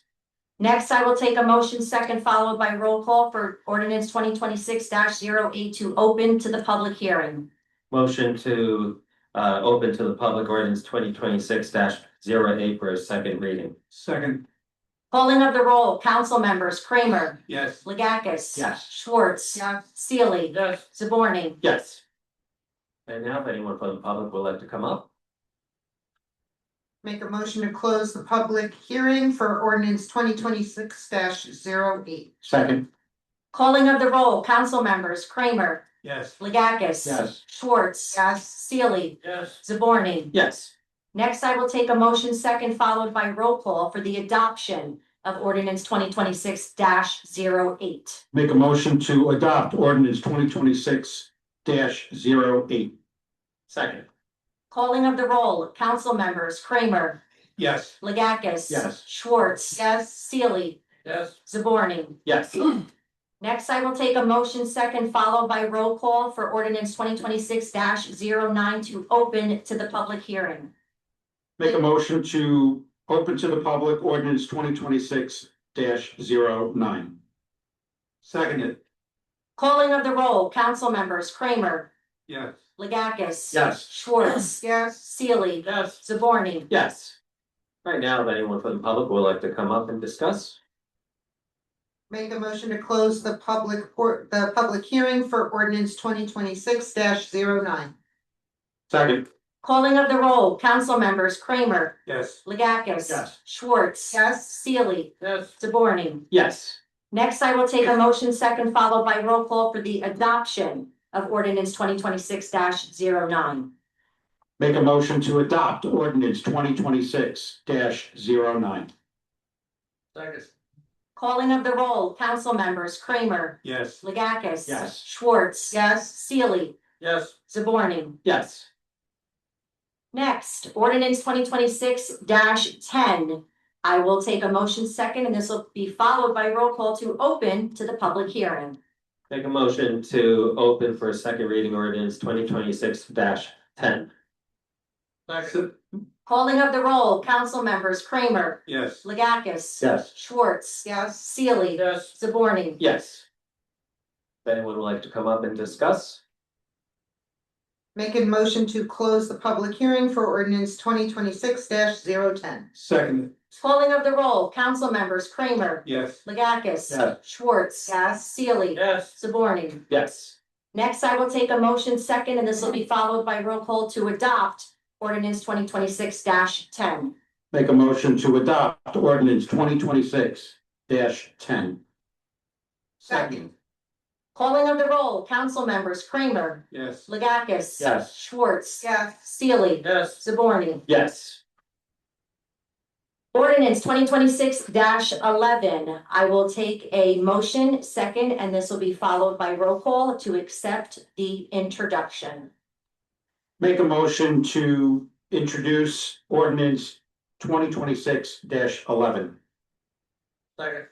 Calling of the roll, council members Kramer, Yes. Legakis. Yes. Schwartz. Yes. Seely. Yes. Zaborni. Yes. Ordinance 2026-12. I will take a motion second, and this will be followed by roll call to accept the introduction. Make a motion to introduce ordinance 2026-12. Second. Calling of the roll, council members Kramer, Yes. Legakis. Yes. Schwartz. Yes. Seely. Yes. Zaborni. Yes.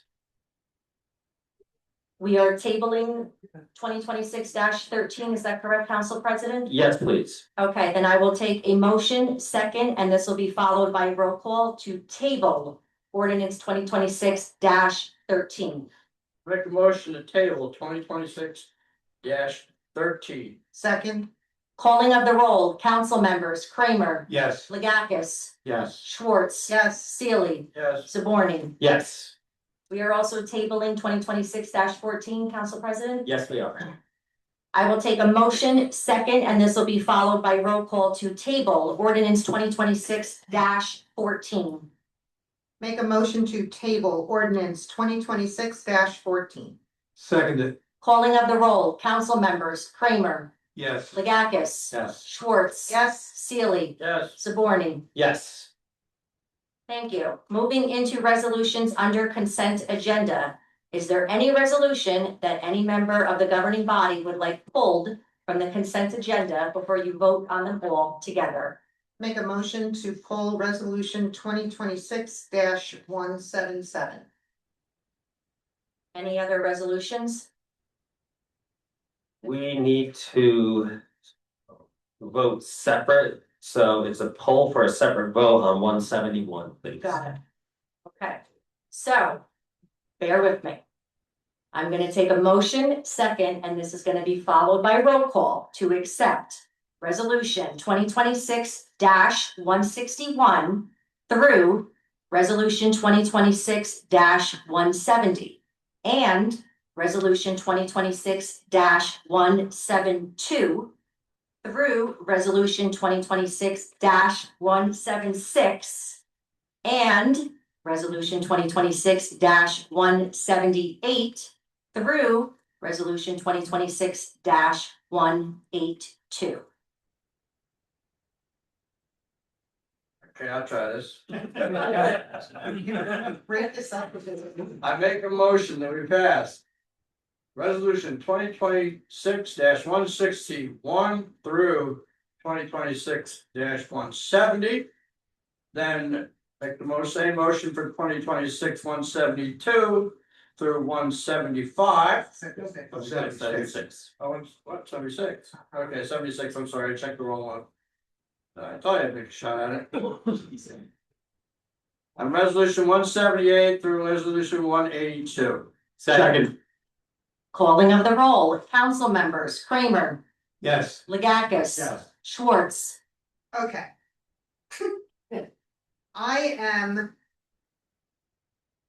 I need to abstain from a bill in the bill list, so I am voting yes, but I am abstaining from bill 26-00866.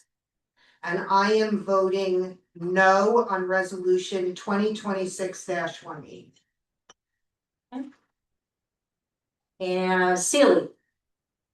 Oh, yes. Zaborni. What bill number did you? Jonathan's reimbursement, it's 26-00866. I need to wait. Oh, I understand. I just want to make sure I didn't miss anything that maybe Yeah, no, I thought, yes. very good. Okay, now we are back to resolution 2026- You started with Dorothy, actually. Oh, okay, I apologize. Okay, I'm sorry about that. Kramer Yes. and Legakis. Yes. Sorry about that. Okay. Now we're back to resolution 2026-171. I will take a motion second, and this will be followed by roll call. Make a motion to accept resolution 2026-171. Second. Calling of the roll, council members, Kramer, Actually, Councilman Kramer and Councilman Sealy have to recuse themselves on this vote because they were part of that lawsuit. So we would only call the three eligible, which would be Sealy, Councilman Schwartz, Councilman Legakis, and Councilman Sealy. calling of the roll, Legakis, Yes. Schwartz, Yes. Zaborni, Yes. okay? Resolution 2026-177, we're going to vote to table this, is that correct, Council President? Yes, we are. Okay, I will take a motion second, and this will be followed by roll call to table resolution 2026-177. Motion to table resolution 2026-177. Seconded. Calling of the roll, council members, Kramer, Yes. Legakis. Yes. Schwartz. Yes. Sealy. Yes. Zaborni. Yes. Thank you. Thank you.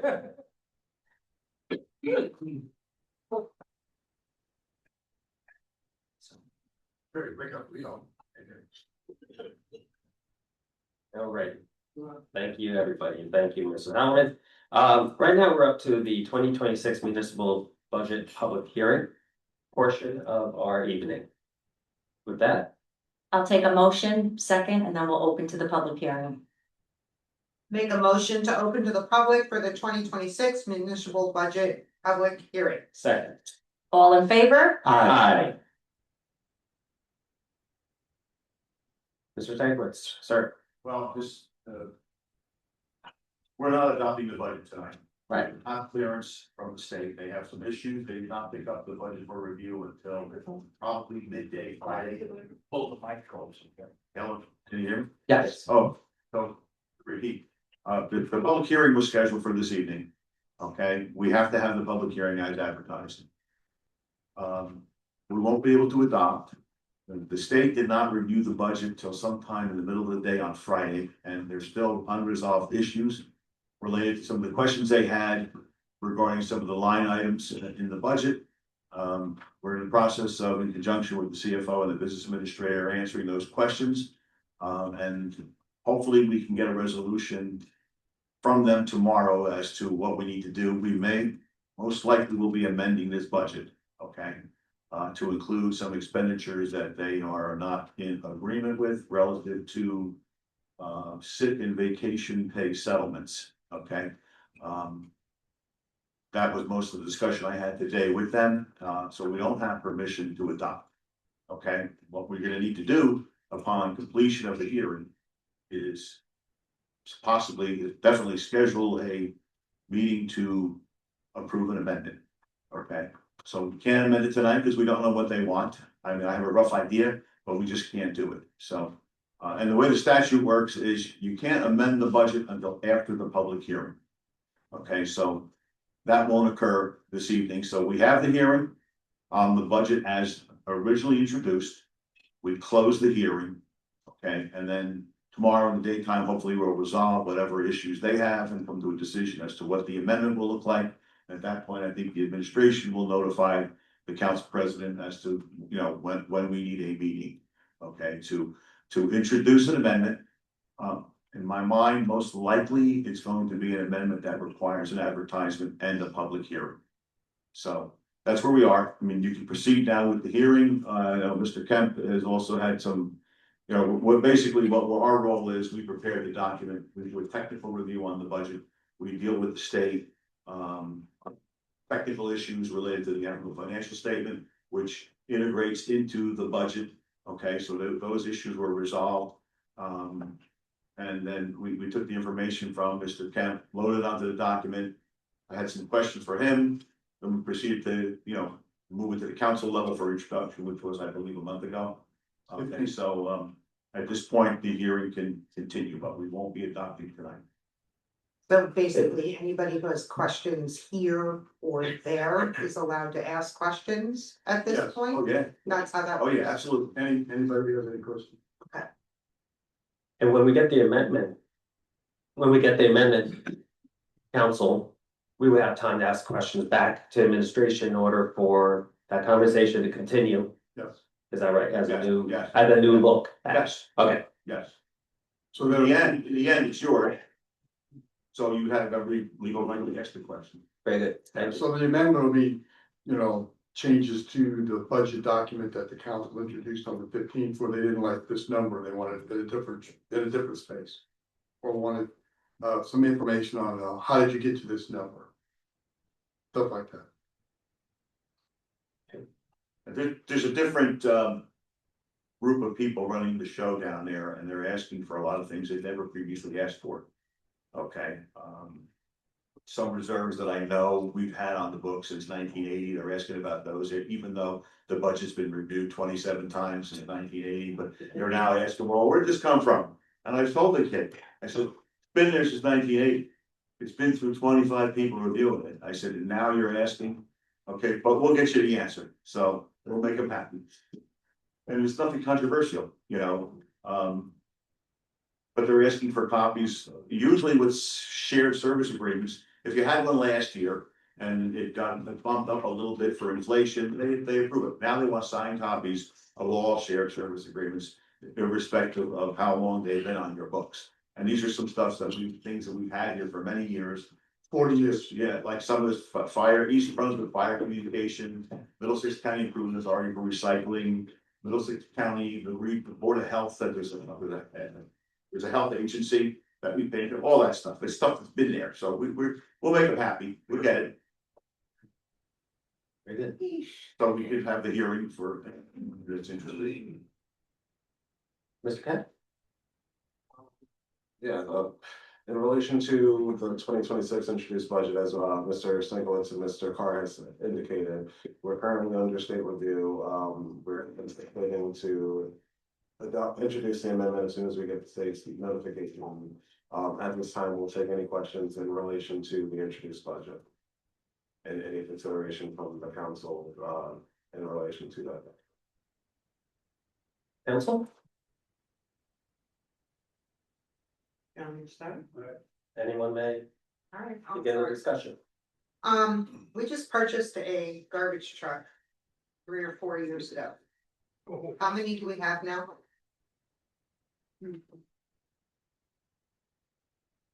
I think we have 3 garbage trucks in operation.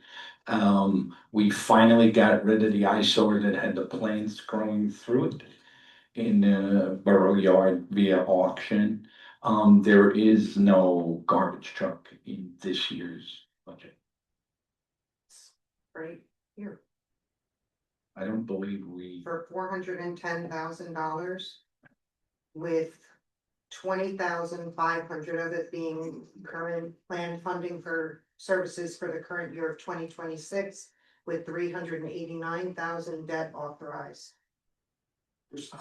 You're reading off the capital budget. I am. And that's a required, in the case of this population, that's a required 3 to 6 year plan.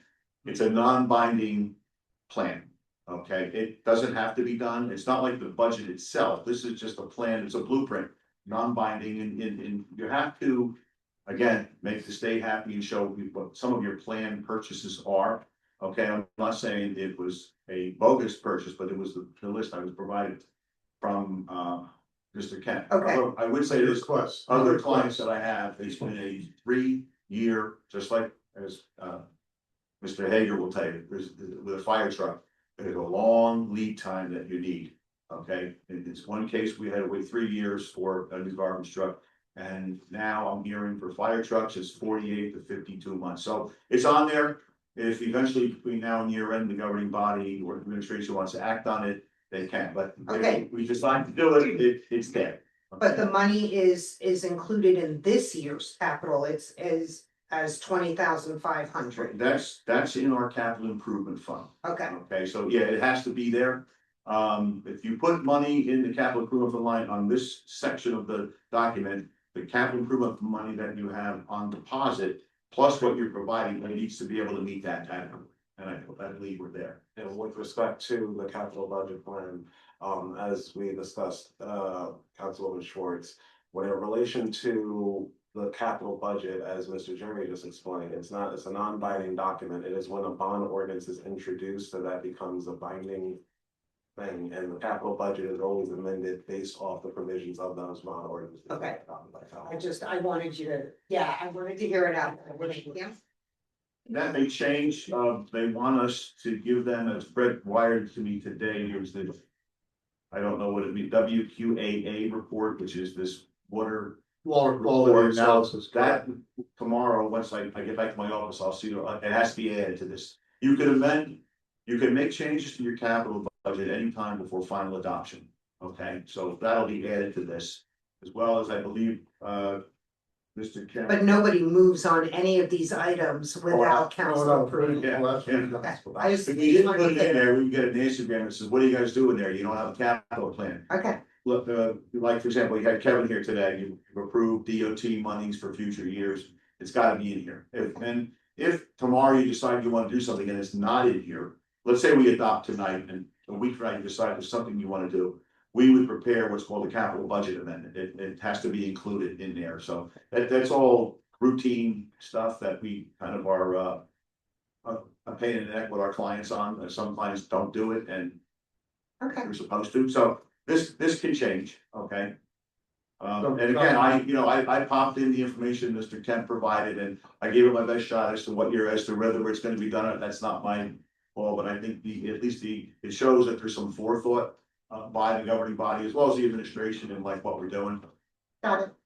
If this one was better than most, some of them, they dictated to me on the telephone the night we're gonna introduce, that hasn't happened here, so. I will say that in the 25 years put it done, the TCA has never asked for the WQAA. Never. I mean, what does that report have to do with our budget? Now, what they wanted, you can have. Well, it's a hammer that the DEP uses in conjunction with the DCA. Okay, like we wanna see what you're doing with your water plans. It applies to everybody. It's everybody I work on, everyone in our firm, all the towns we represent, everybody has to submit something. And what they wanna do is, if that plan says 10 million bucks, we have to show 10 million bucks on this thing here. Whether we do it or not, that's a different story. Okay, they want you to put it in there, but they're not really helping it funded. So, we're putting it in there to make them happy. Council President, if I might, Mr. Stankiewicz brought up the issue of fire truck. So when we presented the budget, when we introduced the budget to the public, you may recall, there was $91,000 in there towards the purchase of a couple of utility vehicles for the fire department. Then we had some discussion with the chief, with members of the governing body, and we received some guidance saying you prefer to go back with that 91,000 as a down payment on the fire engine. So I wanted to ask Mr. Stankiewicz, are we in good shape to make that move in reference to the budget documents? Okay, and I also wanted the public to be aware, so we're gonna pivot, and instead of buying 2 utility vehicles, the chief has suggested he'll keep them on the road with magic and rubber bands, and instead we'll make a down payment on a fire engine. So that is the will of the governing body, correct? And again, depending on the whether the truck is complicated or not. I mean, there could be one on a lot somewhere, or it needs to be built. Then when I mentioned 48 to 52 months, I have a couple clients, fire districts that are buying them, and it's testifying to the local finance board that it's 48 to 52 months. It can't be, oh, let's just go buy a fire truck. No, right, the way that the chief explained it to me was that Yep. we need to put a deposit down from 1 year's budget. Yes. And then with the next year's budget, he would be able to finance the rest of it, looking at this, I think that was the intention. But we need to have, in order for the CFO to certify the funds, we have to have an ordinance in place that provides for the full amount. Okay. Not necessarily having the cash on hand, but at least to get the ball rolling, you need to have the bond ordinance in place. At a previous meeting, Ms. Charlesworth had asked about employee performance reviews. Have they all been completed? They didn't start. No, they have not been completed. I had mentioned in that same meeting that we conducted performance reviews. I did last year of my direct reports. And I instructed the BA to do that at year end this year for his direct reports. And then our intention would be in 27, beginning January 1 and 27, we would cascade that down through the rest of the employees other than those that would be exempt from that sort of review if we have anyone in that category. Okay, so what I'm gonna say. Please, everybody, just understand that I am not against anybody ever getting a raise, okay? I'm a public employee. I work on a schedule of payments and there have been years where I have gotten 0.5% or a 1% raise. Even though I felt that I deserved a 2% raise or the union had negotiated. So I'm asking questions, I am not against, I just wanna make that publicly clear. Everybody on the salary ordinance, everybody in this budget is receiving a 2% raise, is that correct? For budget purposes, what we did, now, for the benefit of the public, the bulk of our employees belong to one of two unions. The UFCW 888, we're currently in negotiations with them. And their contract lapsed at the end of last year, so we've been in negotiations. We'll enter into negotiations with the PBA, the Policemen's Union, because their contract runs out in the end of this year, December 31 of 26. So for the purposes of budgeting, we had to put in numbers. For the non-represented employees, so that's our other employees that are in neither of the two unions, we budgeted 2% increases. No raises have been granted and can't be granted until the budget is adopted. But if the budget is adopted, everybody will receive a 2% raise. Everyone, Minus the union members that you're still in negotiation with. But your Right. non-union people, including your staff, including DPW, like, I'm just asking, like, anybody who's not in a union will be, if this is adopted, will be receiving a 2% raise. that's what we budgeted for. That's a recommendation. It's a, That's a recommendation. Recommendation. so if this budget passes, they'll all get 2% raises, retroactive.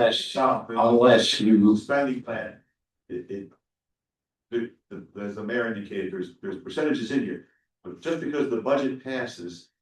Okay, in my world as an auditor, doesn't necessarily guarantee everyone's getting 2%. Okay, it's in the budget. Okay, You have to provide a reasonable amount, okay, I mean, and obviously if you have, some other people, maybe some of your non-union people might get 3%, 4%, or, you might determine that someone needs, like you've done, a bump in their salary if they're on your administrative team, but no, just by virtue of adoption doesn't trigger the raises. Okay, And- I don't know if that was what your point was, adoption of the budget doesn't trigger salary increases. So that has to be done independently, by board action. and if you gave us direction to reduce the salary line after adoption, then we wouldn't have the money to automatically grant everyone a raise. So it's in there for the purpose of providing to you and ultimately to the public, this is how much we're suggesting or recommending.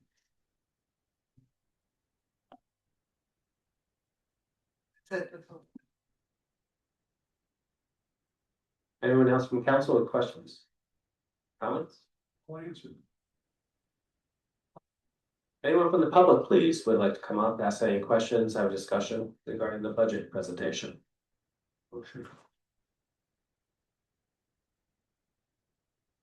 Okay. Any? Just have to, yeah, he'll be right back. See if anyone's online, give them a fair chance to. I can just say thank you for all your hard work, or what direction this goes, thank you. For everybody's hard work and attention.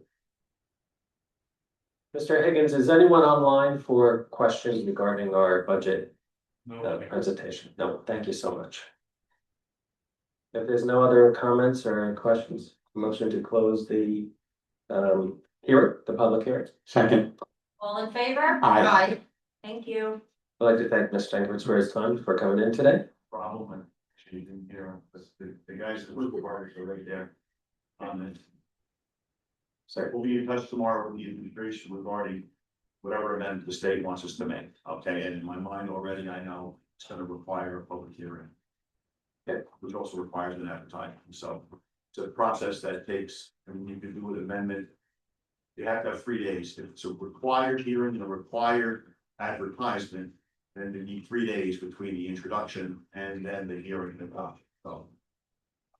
We think we'd like to get it done before. We can do the hearing and the amendment, pass the amendment and the budget all the same night. Well, you can have the hearing on the amendment Right. and on the same night you adopt it, but if it requires a hearing and advertisement. I mean, like I said, we have to do. Adopt, if it requires a hearing and advertisement, you can't adopt on the same night that you introduce the amendment. No, I'm talking about after you introduce the amendment. You have the amendment, advertise, have your hearing, you Pass close the the amendment, pass the amendment, The hearing would only be on the amendment, correct, okay, and then you can adopt. the budget after closing. So like your caucus and a regular meeting, close one and open the other. Yes, Yeah. so we do. So that's the idea, is as we get the information soon enough and get it to the council, then we can have a public hearing on the amendment.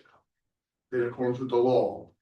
If the council is okay with voting on the amendment as stipulated. We've answered everybody's question, then we vote on the amendment, vote on the budget, and the conversation. I understand that Yes, process, we don't but know what the dates are. I also understand that that's trying to speed it up on your end. Where we might end up No, needing a no, little, that's your convenience. correct, yeah, where we might need a little more time. To look and review, just to be open on that also publicly. Absolutely. Yeah, okay, You'll, yeah. you'll get Thank drafts of the resolution.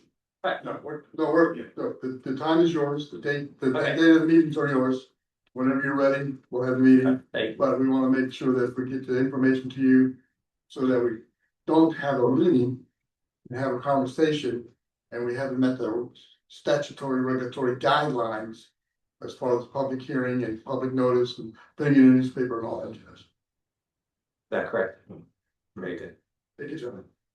If it requires, We're here all agree, then it requires an advertisement and it requires a hearing. We have the hearing. We adopt. But you need time in between. Thank you. But there's only, when you introduce your regular budget, there's a 28-day public inspection period. We passed that tonight. Right. When there's an amendment, there's only a 3-day public inspection period, because they're usually not complicated. Or sometimes they're massive. It won't be massive here. We've done budget amendments that are 15 pages long and it ain't fun, but yours won't be that extensive. But like I said, it will require a hearing. Okay. So we could have a hearing on a Wednesday, and then on a Monday, we Well, could vote on No, it. you would have, let's say you, on Monday of next, you could have the introduction of the amendment, let's say argument, say Thursday. Okay, you could then adopt on Monday night. Okay. Once the hearing is closed, right? Very good. It's a little complicated. Yeah, but It's okay. you just don't want them in October to get a call and say, hey, you didn't do this properly. You gotta reconvene your governing body, because they have to do that. I've had that happen. I've also had it where they introduced a rate increase on the water utility, not here, okay, but that was rejected by the council. And that rate increase was necessary to balance the water sewer budget, so the budget went down the tubes and we had to reconvene and figure something else out, so. What I say there, just as a general, if you're going to any municipality, speaking in general terms, that wants to consider a rate increase, have it in place way before you introduce the budget. That way it doesn't become a condition of adopting the budget, and then it's not controversial. It's not under the rug, but it's off the table. Better put. So, just for informational purposes. Very good. Thank you so much, and thank you again, everybody's efforts. Thanks, Jerry. Yeah, good evening, sir. If you You're excused for the rest of the evening. Thank you for your time. I know it's a long night. Yeah, thank you again, Mr. Secretary. Thank you, sir. Hi, Sharon. 8 o'clock, I'll be there. All right, I'd like to go now to the comment portion from the council. So we're gonna start with Councilwoman Schwartz. Good evening, everybody. The summer reading for the library has begun for all ages. There are a lot of the fun things happening all summer long, and you can still register to join the summer reading program and enter the raffle to win prizes. Guess the Decade food trivia event for all ages will be tomorrow night, July 21st at 6 p.m. Please call the library to register. Memoir writing workshop for adults coming up on Monday, August 10th at 6 p.m. Please register for that as well. For our Office on Aging, I was honored to participate in the annual barbecue. And I would like to thank Top Hat Catering. Pat and Michelle Donnelly are fabulous people. And he stood outside in that blistering heat and cooked burgers and dogs for all those seniors. He was fabulous. Their food was amazing. So thank you to them and to the center for inviting me. And then I also had the opportunity to participate in the Senior Olympics with the blue team. We came in third place, had a lot of fun, and this is an event that Barbara Cottrell runs every year, and she is beyond amazing. And she really comes up with some great games, and it's a lot of fun. So passing up the torch and medals and awards. So thank you to her. Tomorrow there will be no ageless grace class, and on Wednesday there will be a presentation and discussion about Alzheimer's. Please join us and you can enter a chance to win a ShopRite gift card. Please call back in the office to confirm your attendance. The parking at the senior center will be very limited on Thursday, July 23rd from 8 to 3. So please consider carpooling if you plan on attending any events that day. As far as recreation, I can't say enough about our new recreation board and the event, Spark in the Park. They worked so hard and they were able to coordinate all of our workers. So OEM and fire and police and DPW and cultural and heritage and Annie Rasco and her troopers. And I truly believe that it was one of the best events that we've ever had. And it really started with that recreation department and getting everybody together and being organized and detailed. So thank you to everybody on that event. Outdoor movie night will be Friday, August 28th. The movie is Hoppers. I think I said Super Mario the last time, but the movie is Hoppers. The Spotswood 5K is, oh, my chair just went down. Sorry. Spotswood 5K is Saturday, September 12th, with the rain date of the 19th. There will also be a craft and vendor fair that day. So September 12th. Spotswood Day will be Saturday, October 3rd, with a rain date of October 4th.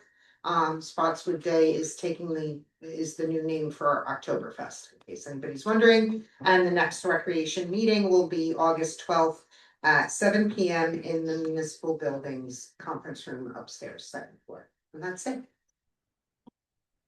Thank you. Thank you so much. Councilman Sealy?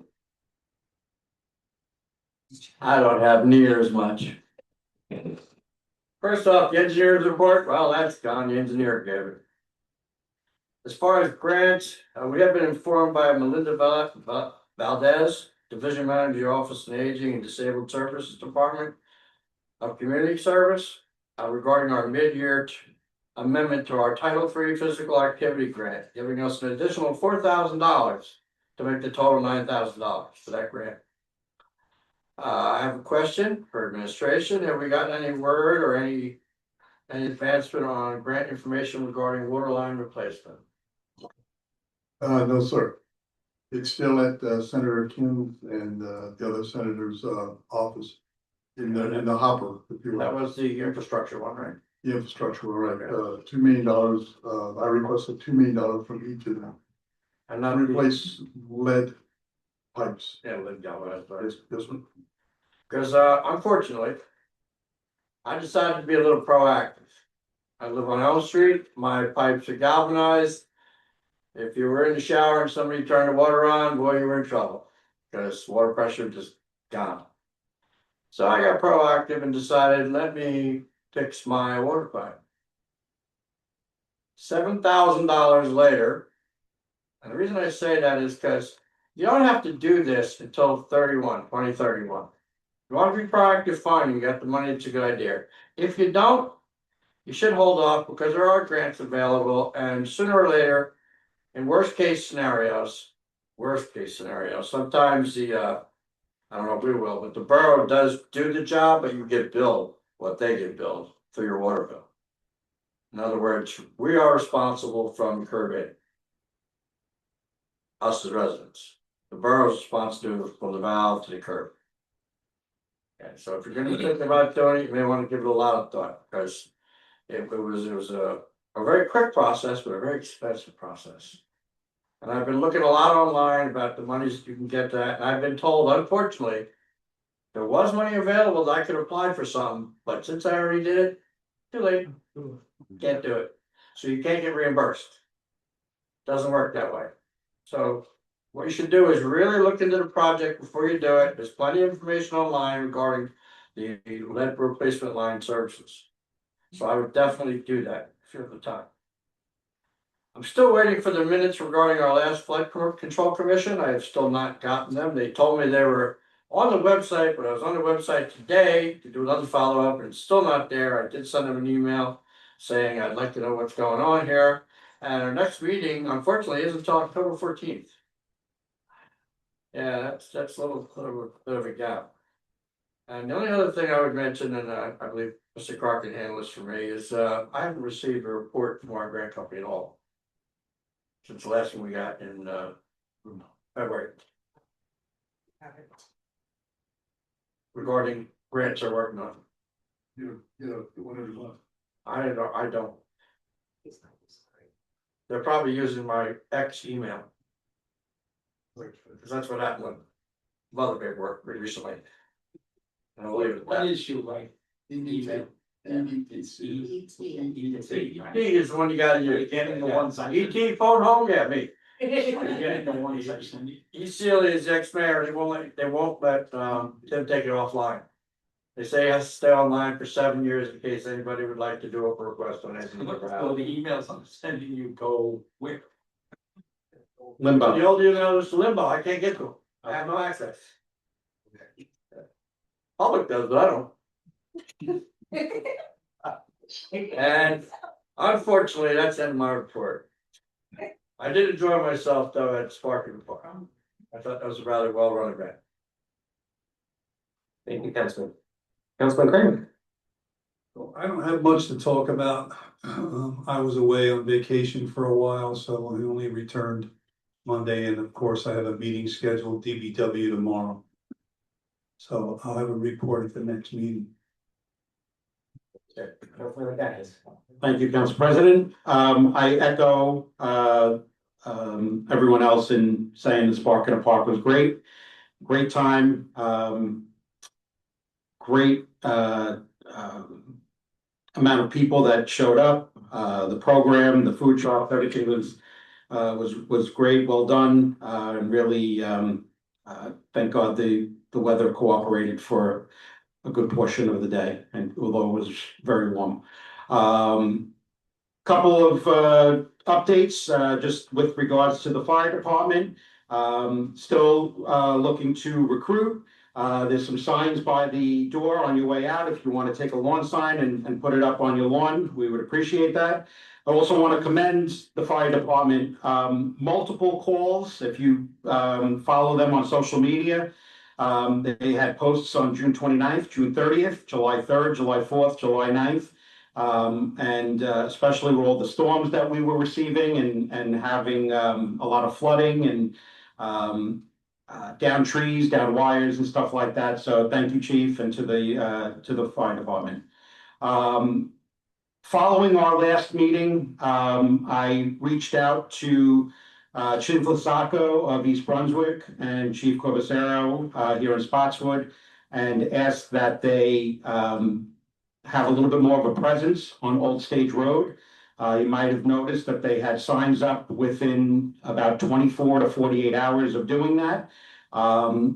Spotswood Police Department conducted a 1-week traffic study of Old Stage Road. So just so you are aware, the analysis period was conducted from June 19th to June 25th. Based on the data collected, the roadway received a low enforcement rating with an average speed of 37 miles per hour on a posted 40-mile-per-hour zone.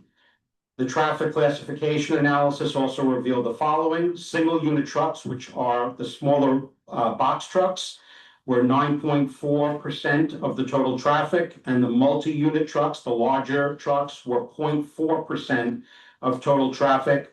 Should be noted that a portion of these commercial vehicles are likely engaged in legitimate travel, including local deliveries within East Brunswick and Spotswood, landscaping vehicles, school and municipal buses serving neighborhood communities, and emergency vehicles responding from surrounding jurisdictions.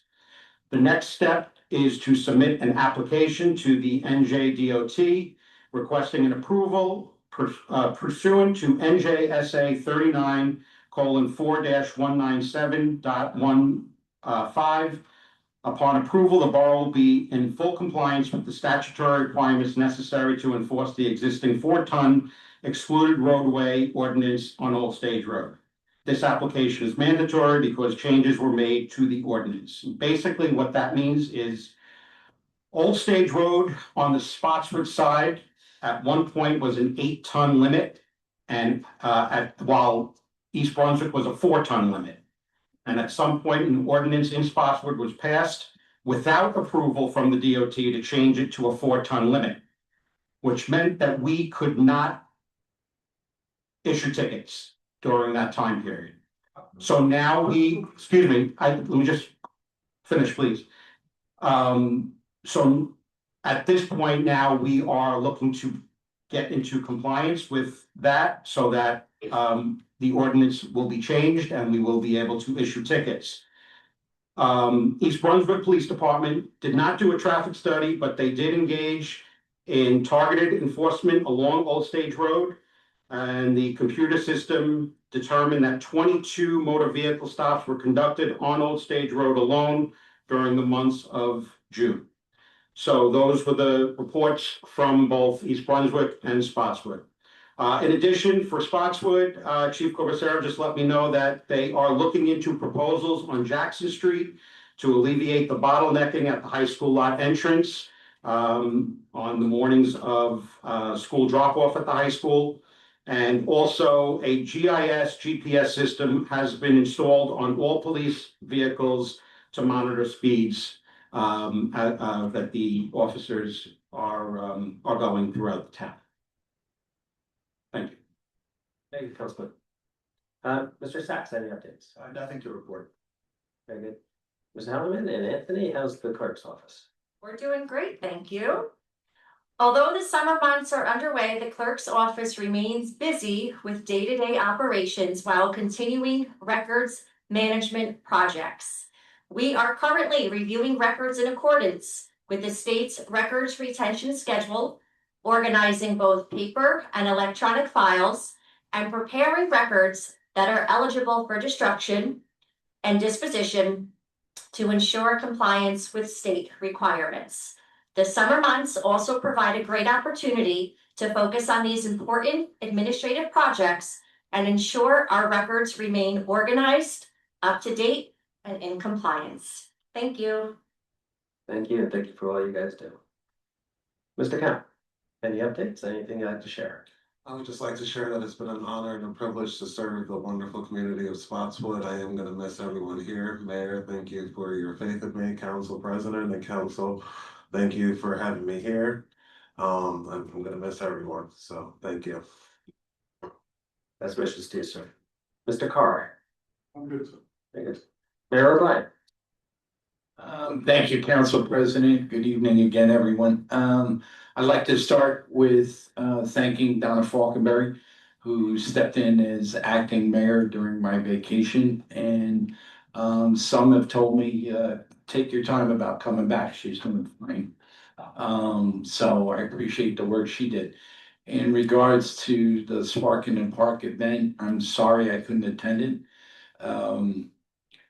I was telling some folks today that in my experience, you never get universally positive feedback. With one exception, and this year's Spark in the Park was that. I heard nothing but wonderful things from everyone. I'd like to thank every department in our emergency services area for your work, cooperation. Councilwoman talked about the rec committee and the work they did. I'd like to thank Immaculate Conception for allowing us to host the event there. Just a wonderful thing, culture and heritage, you name it, just everybody stepped up for the benefit of the community. And my only regret is I wasn't there. But Alaska was great and I highly recommend it. I also want to thank Captain Shapley for attending tonight and for his many years of service. I'd also like to provide a quick update on, so a couple of people have asked about what's going on with the fraud matter from the insurance standpoint. So let me talk about that. We continue to remain in contact with our risk manager and the insurance companies. We're batting back and forth in regards to rumors that we're sitting on checks. We're not holding any checks. We have not deposited any checks, and our insurance claims are still ongoing. There are differing lines of coverage and differing coverage limits. So what we're trying to do is get the best possible outcome for the borough. And we need the help of our insurance fund and our risk managers, so we're working on that. And that's all I have to discuss tonight. Thank you, Council President. Thank you, Mayor. And just a few things, but I do want to start out on a solemn note. Resident of 50 years, Ms. Prefer passed away. For over 50 years, she supported the many organizations within Spotswood. Her son Mark is here this evening. I just wanted to pay condolences once again to the family. 50 years, you see a lot of things, I'm sure, during that time, but certainly was a dedicated resident. So she rests in peace. Board of Ed meeting this August 4th and the 25th. Please check out at Spotswood High School Media Center at 7 p.m. Oh yeah, had a great conversation with Mr. Rivera today. All is going well over there just as well. EMS talked to Mr. Service. Things are going really well, and thank you for all the hard work your entire team does as well. The next planning board meeting will be August 18th, 7:30 p.m. right here in this room. St. Petersburg, don't forget, check out a lot of summer specials going on, as well as they always do for school season coming up. A lot of sales and special supports, a lot of programs throughout the communities. As you know, 250th anniversary, everybody said it. I was there, it was beautiful, it was really fantastic event. Congratulations to all, thank you everybody's hard work. And in 250 years from now, we'll see another one. So best wishes to you guys all. Thank you to all who arranged, and enjoy the summer, everybody. You know, the weather is hot, but it's great outside. So please visit all our parks, visit DeVoe Lake, etc., and our surrounding communities as well. Spotswood proud, always proud to serve. Thank you so much. At this moment, I'd like to open up to have a motion open up to the public, please. Make a motion open to the public. Seconded.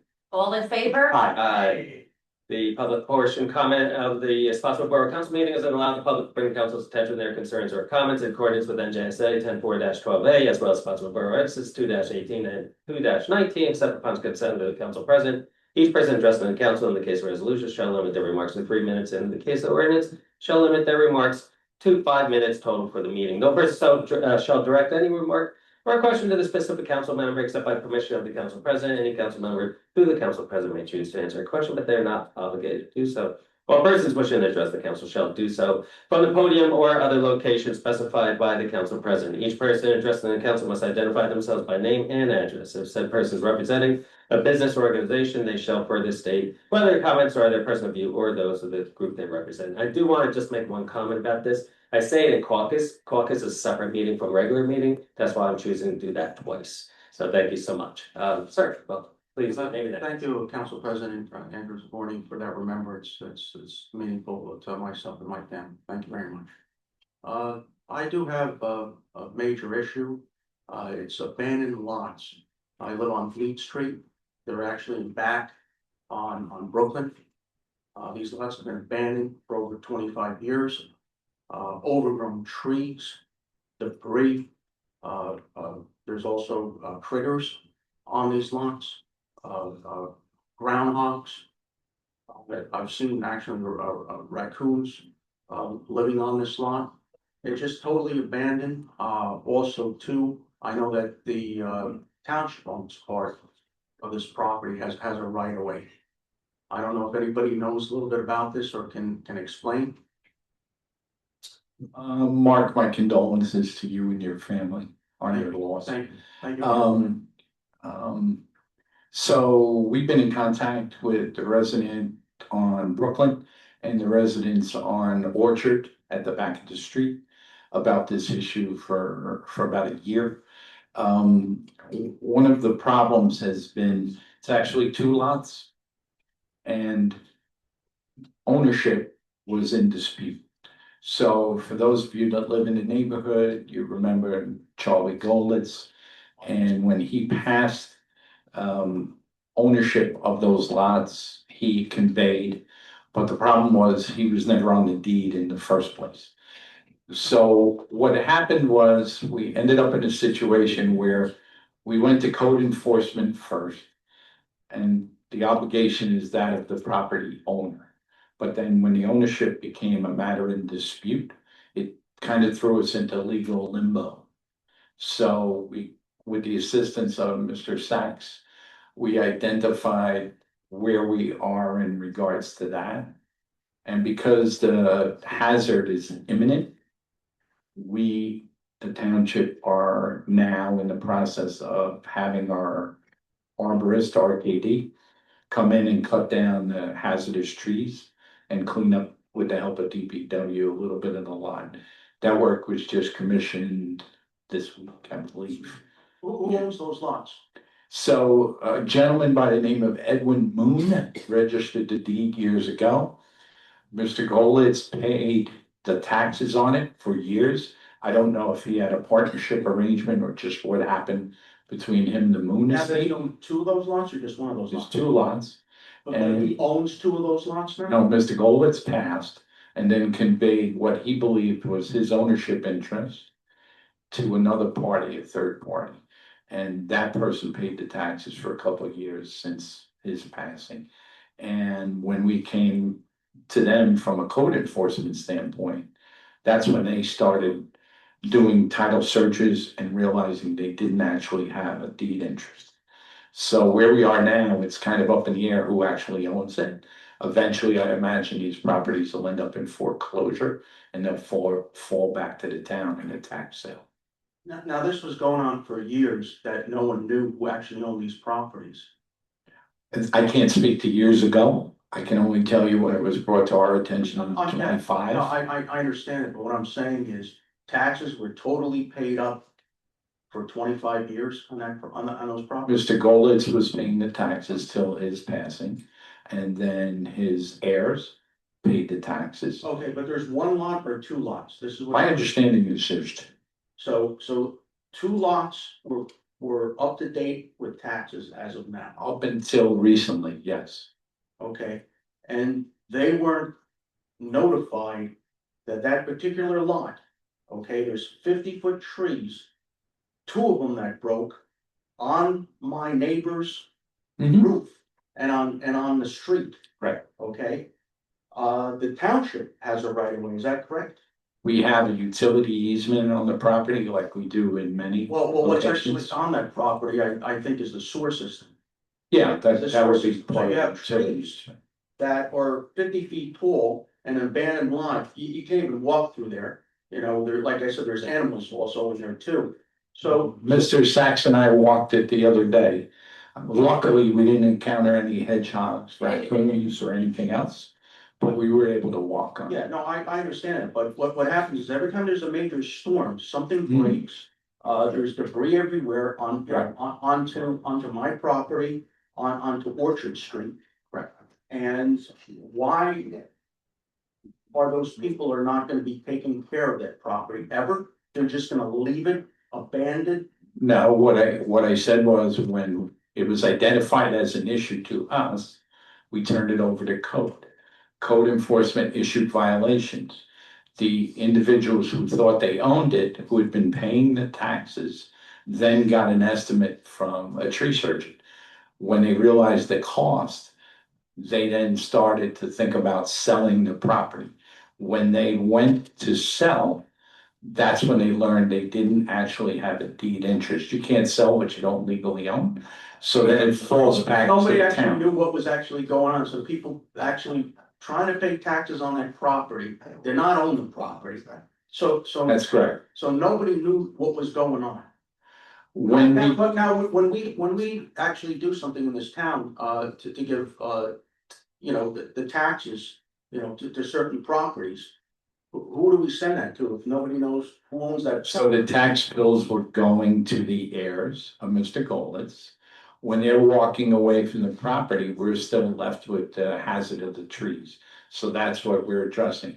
Then we'll put a lien, the borough will put a lien on the property. When eventually it either falls back in our hands and we can sell it, or ownership is resolved, then that person will have responsibility. I'm just very confused. Does anybody else a little bit confused what's think going on? If I may, what it sounds like to me, there's a process that's working its way through right now. No, I know. And then it's Yeah, gonna I clear know. itself up and I don't know what stage you're actually in right now, but it will get cleared up, so we know. Where we are right now is if the taxes go delinquent, Right. then the tax office will go through that process. In the meantime, we're gonna clean the lot up. That's where the borough is. So you are gonna clean the lot? Yes. I didn't know that. Now, what you're gonna clean up is just what's owned by Spotswood or is owned by No. other property owners? No, the task for the surgeon is any trees on that property that represent an imminent hazard to your house or any other house will be cut. That's what we're committed to doing, to address the safety hazard. Okay, because like I said. We're not clearing the lot. I don't want to give anyone the impression we're clearing the lot. Well, what about on Spotswood side that's owned by the township? Town doesn't own any of the property. Town has an easement, a utility easement. Okay, how far is that utility? That, Mark, I can get that information for you, but I don't know the extent of. I just would like to know what that utility easement is. Sure. Yeah, Something generally, like that as far as being, taking care of the sewer that's in that area. I mean, if you saw what the lot looks like, you'll be surprised how bad in shape it is. And trees that are already broken off because of prior storms, they're just hanging. What's the address? It's across the street from my house. You know where my driveway is? Yeah. Okay, so if you're staying in my driveway, and please do, you're welcome. Look across the street, and there's two wooded lots, Okay. and you can walk back. You have to walk on my neighbor's property to get to it. Which Mark didn't mind me doing, not you, Mark, the other Mark. I just wanna make sure, like I said, some of these trees are so overgrown and broken that in another storm, if we're gonna have another storm, these 60-mile-an-hour winds, they're gonna come down again. Yeah, I mean, just for the public, so generally, that's a matter for code enforcement. If you've got a tree on your property that creates an imminent hazard, we come and ask you to remediate it. In this case, because the whole ownership thing got all Yeah, but. crazy, we're remediating. Yeah, but trying to find out, again, everybody has to pay their taxes in this town, right? And they were paying. Oh, okay, I'm just saying, it just seems that there's, someone's going on there, a little. Once we became aware of it last year, Mark, we've been working on it with the mayor and and the BA and All right, as long as, it's being cleaned, we're working on it. Yeah, okay, all right, thank you. thank you. So much, Mary. Thank you. Anyone else, please?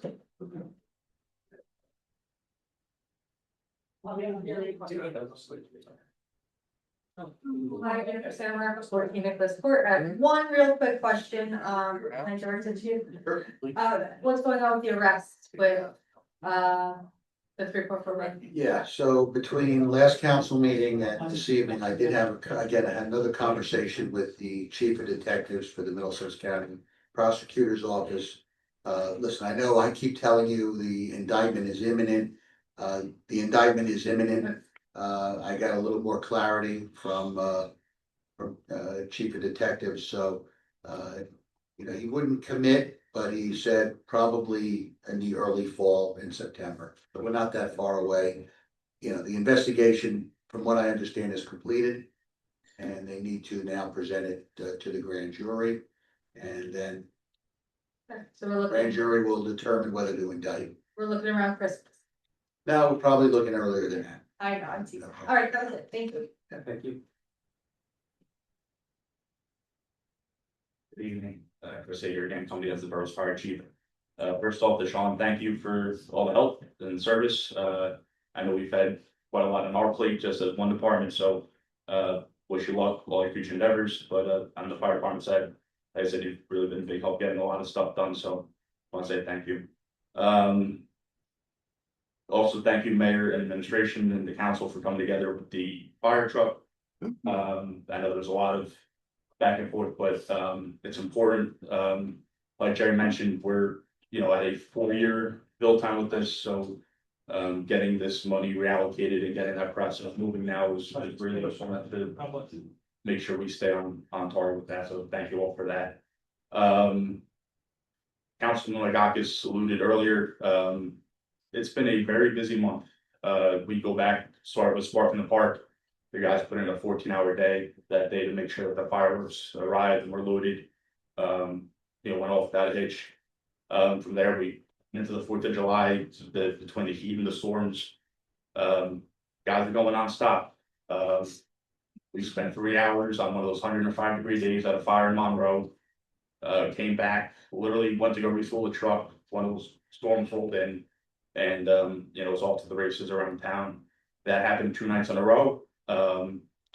We had a resident whose tree came down, ripped off their service, lost partial power. They had a electrical fire inside the house. We got there, we were able to shut the power off. They had a backup generator. The generator kicked in. That power had been shut down. We had a utility company 2 blocks over up from North Carolina working on the storm the previous night.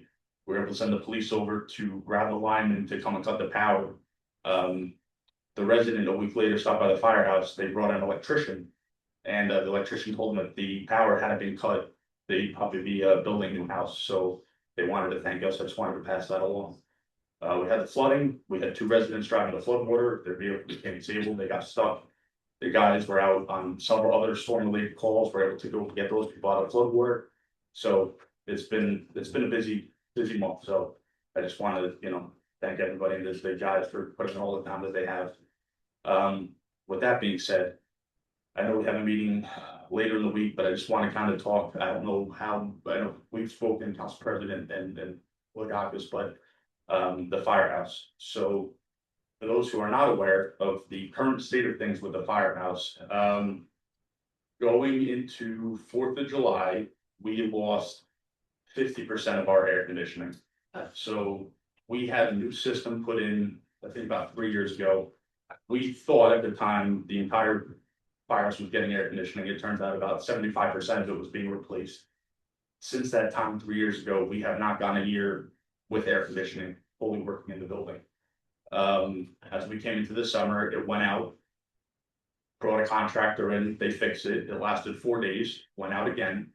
They came back, basically told us that the parts to fix are obsolete and that they had to order parts off of eBay. So we spent almost a month running 50% capacity, waiting for these eBay parts to come in and fix the rest of the system. Going into the 4th of July, we started hitting those 115-degree days. The brand new system going out now because it's now in double duty to make up for the other part that wasn't working. So it was over 90 degrees inside the firehouse on those 115 degrees. All right. So a new vendor came out, was able to get that fixed within a couple of days to get us at least partially back up. Now we're back at 100%. There's some outlying issues that need to be addressed, but at least it's working again. We've been working for 8 years now on designing the firehouse. Councilman Seal, I believe you were mayor when we started this process formally, but he even went back a couple years before that. So 8 years, we purchased the lot on Main Street where there was that vacant brown house. The house was demolition, right? The lot was cleared. We did environmental work, engineering work, survey. We put out RFP, we hired an architect. We sat down, formed a committee, designed a firehouse. That has gone through 3 different renditions. We've brought that down to what we felt we could work with. We spoke, Mayor Ray, we presented that. And that figure, as it sits today, came back at $12 million, is what they came back with as far as the architect and everything with that. Now, I'm not saying we have $12 million sitting in the account ready to fill the firehouse, but my point is, what we have now is not working. The current firehouse was built in the 50s. And when that building was built, if you look on the picture on the back wall, those are the size of the fire trucks that were designed to go into that building, right? They're pickup trucks. We've evolved, we've come a long way since then, and what we currently have is not working. And when we started this process, we brought in an engineer to look at the building, to do an evaluation to determine, can we make the current building work? Both in terms of space, what we needed to do and everything, and it was determined it cannot. As it currently sits, the parking along the side of the firehouse isn't even borough property, that's St. Peter's property. Our generator and parking aren't even on our property.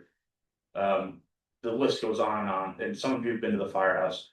The floors are sinking, walls are cracking, the roof is leaking. We've had probably 3 or 4 electrical fires in the building over the past couple of years. It goes, the lights, the back wall, 50% of the lights are burnt out right now. I've been asking for 1.5 years to get lights fixed.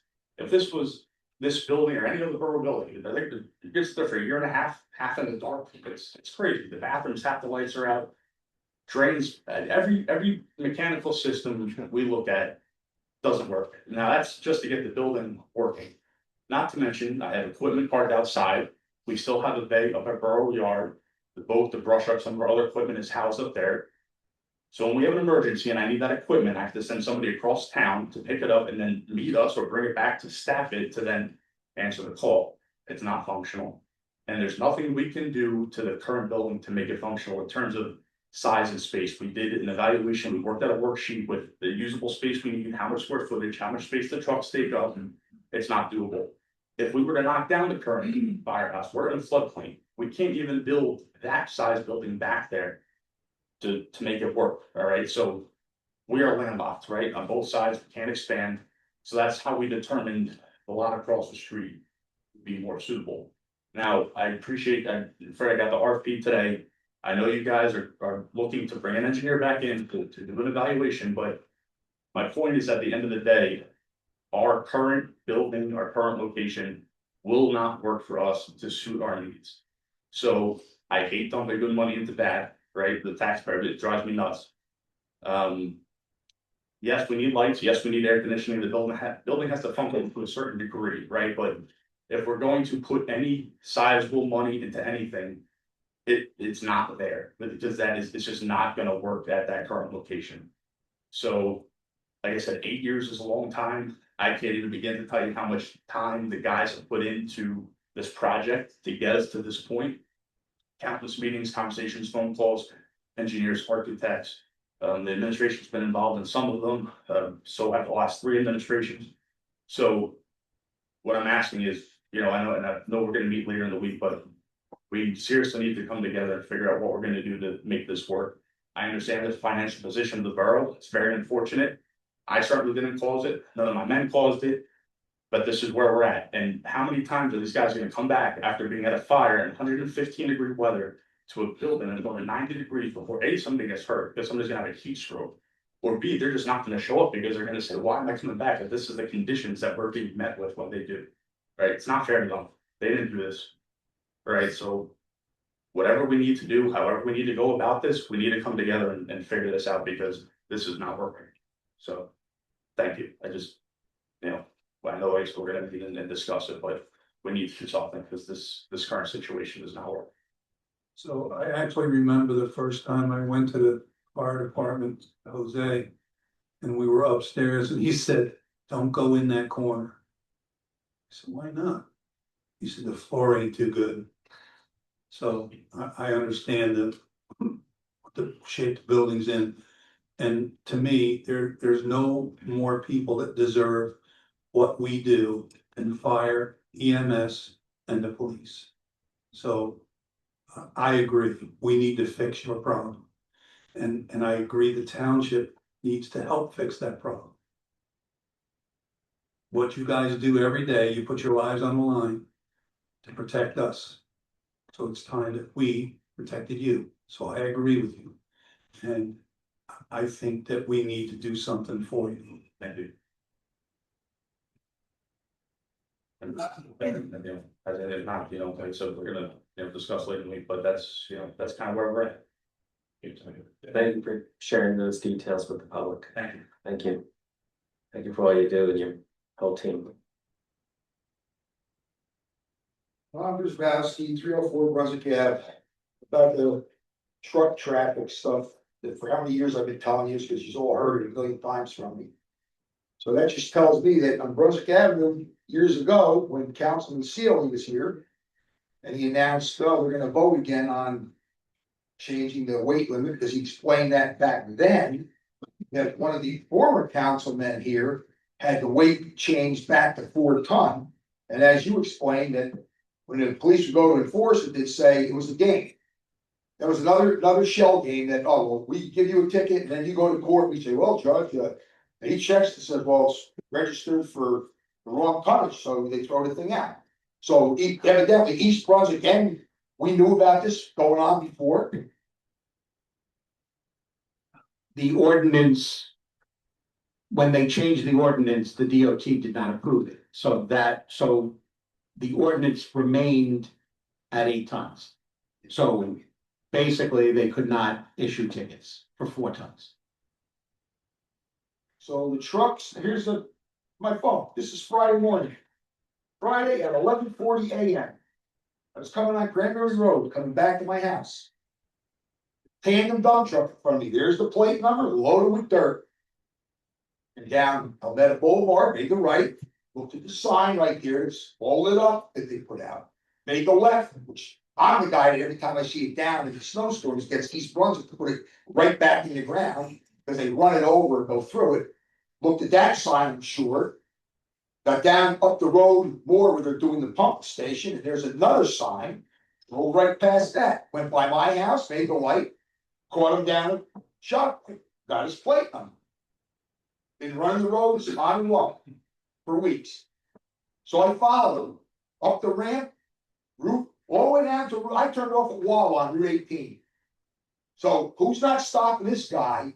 And I know he knew what was going on. He saw me at the red light taking his picture. I made sure I pulled over that he could see me in his mirror. So he pulled in by 7-Eleven because a policeman from Spotswood went past him, but he didn't turn around and do anything. He wasn't going anywhere with the lights on or anything.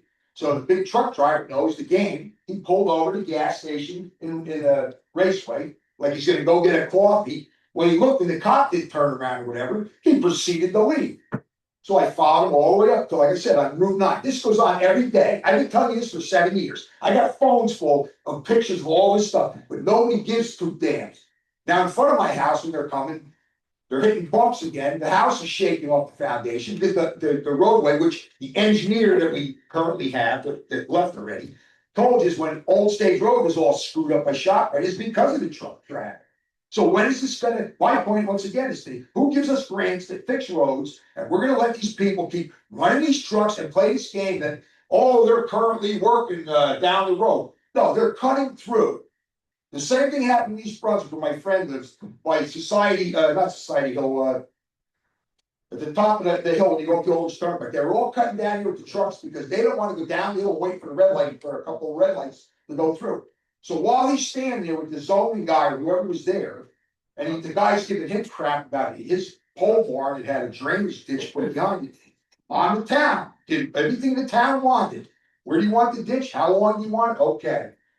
The reason the road's all messed up, sir, is because of the drainage ditch you got in. He says, well, here's the paperwork that you people made me do, and I did it according to that. You signed off on it. While he's talking to the guy, well, here's Johnny Deer Jammer coming down the hill with a load. He goes, no, that's what goes on here every day. That's what's moved in. It's in every town that they play the game. I happen to know that in East Brunswick, a lot of the trucking companies, what they do is they sponsor your police force. When they all go down to some big party in Atlantic City for something, they pay Ola to sponsor them. Yeah, because then they don't get stopped down the road when they're on the roads they're not supposed to be. When is this gonna stop? And everybody plays this game like, oh, well, you know, they gotta go there, we need trucks, we do need trucks. And I work for an oil company, we haul oil and gas and everything. And we were told certain things, you went the shortest distance in when you had to violate whatever you had to do a living. And the other thing is, we need money for this town. In the old days, you used to have to go for certain things that you did like that, you got a permit. You went to the town, you got a permit, you had to pay money to run on that road, the illegal little route you had to go to do your delivery. That was part of business. Well, why isn't that done anymore? We got a $3.4 million deficit that we're gonna have to be paying, but so what are we doing about it? So once again, I'm over 7 years I've been telling you this. When is something ever gonna get done about it? And I know, I heard other people were here at the last meeting talking all about this stuff. So how come all of a sudden now the ball's getting rolled? Is it gonna be another 7 years before I can actually sit back and relax? It's a residential neighborhood. Why are all these trucks allowed to run?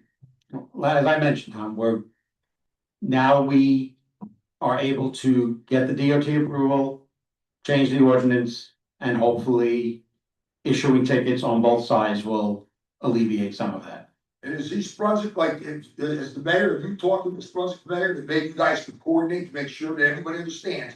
When you see these guys run, I know we had a councilman was here a while back, there was a former East Brunswick, or he still might be an East Brunswick policeman. And I know he told everybody here after I talked, he said, I know one thing, in my town, this window went on as the ones that did.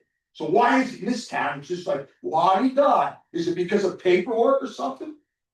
And I don't wanna hear about the drug problem, I lived in this town long enough to know, there's a drug problem in every town, but it's not like it's made out to be that, oh my God, you know, we're like, it's like California, oh my God, we don't know what we're gonna do. So what's the answer? I haven't spoken with Mayor Cohen, if that's your question. Councilman McGack is talking about his conversation with Chief of PD over there, Frank Losacco. We've got a meeting with our chief Wednesday. So I will bring this up again from the enforcement standpoint. Nobody's ignoring what you're saying.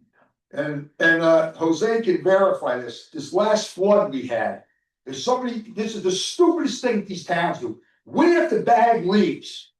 East Brunswick is dumping leaves in the curb. I helped clean out the 2 sewers with 2 foot of water down that road where the guy got stranded. The funny thing is, the guy who got stranded is the guy I bought my boat from. They dump their leaves, every go Brunswick Avenue, every sewer's plugged with leaves and debris there, but nobody, all the trucks and stuff they got, well, why aren't they keeping this stuff clean? The only reason it helped me was, my sewer's always clean, I watched that. I came down that road that day thinking I'm gonna be flooded out over there. No, that was all dry and the water was going down Old Stage Road like a river. And they can verify, they were there. So the thing should be brought up, why is these Brunswick, I thought that was passed last year, they are not supposed to dump leaves in the road anymore, they're supposed to clean them up like we do with bags. So is that something that's just being let go, or is that gonna be a thing where we literally had logs coming out of that cemetery up there, going down to these sewers? And now I'm gonna address another thing that was brought to my attention. Naturally, I missed the meeting. I wish I would have been here. I understand that my neighbor at 499 Old Stage Road, Shelley Morgan, was here bitching to you, bringing pictures showing all about my house and this, that, and the other thing. So I'm gonna explain this all again, and I hope somebody will write it down. I'm 71 years old, okay? I'm retired out of the carpenters. I still work. I work week to week, month to month, to pay my bills, but I still work for Brian to live in New Jersey to pay my bills. I don't have any extravagant cars or big mortgages or any crazy things like anybody else. I'm paying my taxes, I do what I have to do. So her big bitch I hear was about, oh, she can't sell her house. Well, the problem, she can't sell her house, she had her house on the market for $710,000 on Old Stage Road. And with the millions of cars and trucks and everything else, good luck with that, lady. You're dreaming that you think you're gonna make $1 million when you sell your house. Good luck with it. So she then, I understand, brought pictures over my fence. My fence is 6 foot high stockade fence around my property, my backyard. The town here actually told me when they came out a while ago to clean my driveway with some stuff that I had here for the swap meets and stuff, and I did. And he told me, if you have other stuff, you're gonna put it in your backyard. So it's in my backyard, so her realtor, which I found this out from the health department, because I had a conversation with the head of the health department, Piscataway, and the woman that represents Spotswood, I believe her name is Montalvo.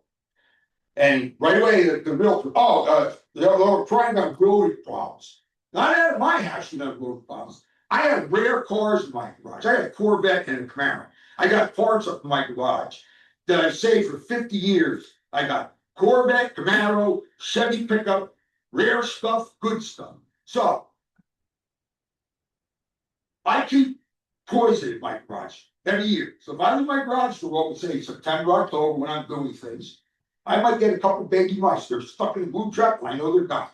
They're not in my yard, because I watch for this stuff. I work on mowers. I see what goes in mowers from people's sheds. People that have seeds in their sheds. I don't feed any animals in my house. But I got neighbors across the street, got the woods that you people actually own, and these pigs go by every night. Bags of donuts out the window, in the street, hamburgers, any garbage they want, which this has been complained before about it.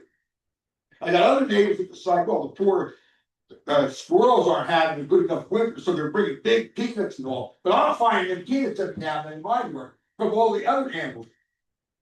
Rabbits, squirrels, chipmunks, all the stuff that's normally out of woods and everything else. So don't blame me, Shelley, that there's something came over your house from my house, because I get the same thing out of the damn woods and everything else. The one they was feeding behind her house sets an umbrella up to have food for the deers, food for the rabbits, a cat language or some crap. I went over to see her father one day. He's talking about a groundhog. I says, you don't have one groundhog. You got 5 under the end of that porch. Well, lo and behold, he looked under there. What did he think he had? A family of 5. It's like I told him, because I seen them running in there. They didn't come from my house. So she's going to keep feeding stuff over there. And that could be backed up because my other neighbor, Al, he saw the same stuff in his house. So now we're going to get to the point of my roof. Once again, I'm being harassed about this tarp on my roof. Well, there's a house being built on Burlington, or remodeling right now. And during that water, the storm we just had, the tarp was all knocked in, the water got in and did some damage. Well, what do they do in construction when they open a house up? They put a tarp on it. So I'm hearing crap about mine. Like I said, I got rare car parts in that garage 50 years. Then I say, I'm not going to let them get damaged. The roof, I'm not putting shingles on bad plywood or bad wood. I'm doing that. And the other thing I did when we did get up there started, we were going to repoint the one chimney, the original chimney from 1955. Well, it was beyond repointing. All the mortar was falling out. So I had a licensed mason come out and he rebuilt the chimney. So there's other little structural things around that has to be fixed. I'm not going to open the thing up and be doing it in the weather we've been having. So I'm not going to be listening to this. There's going to be a tarp until I get it done. I removed the tarp and I put the sheeting back down the right way and put the shingles on. There's 62 bundles of shingles in my backyard. There's rolls of building paper. There's all the stuff there to do. There's trim work and everything else. I'm working on my house. You might not see me every day outside at it. I'm in the garage. I'm moving parts. I'm cleaning parts, getting them out of here so we can do what we have to do. But I'm tired of hearing this crap anytime I turn around and somebody's down here moaning and groaning. So I hope you understand that. That corner has been a habitual problem, like I said, when I moved in, with everything, with cars, with people throwing garbage out, with people walking their dogs, crapping all over, not cleaning it up. There's always a problem. My driveway at the one time had bushes that were too tall at the end of the driveway. There's some old buzzard, I guess, couldn't look up the road, as I explained. You're at a red light, you either go straight ahead when the light's green, or you stop and you turn right and you go, or you make the left. Well, that bushes were too tall. She couldn't see down the road. So I yanked them out. Now there's no bushes.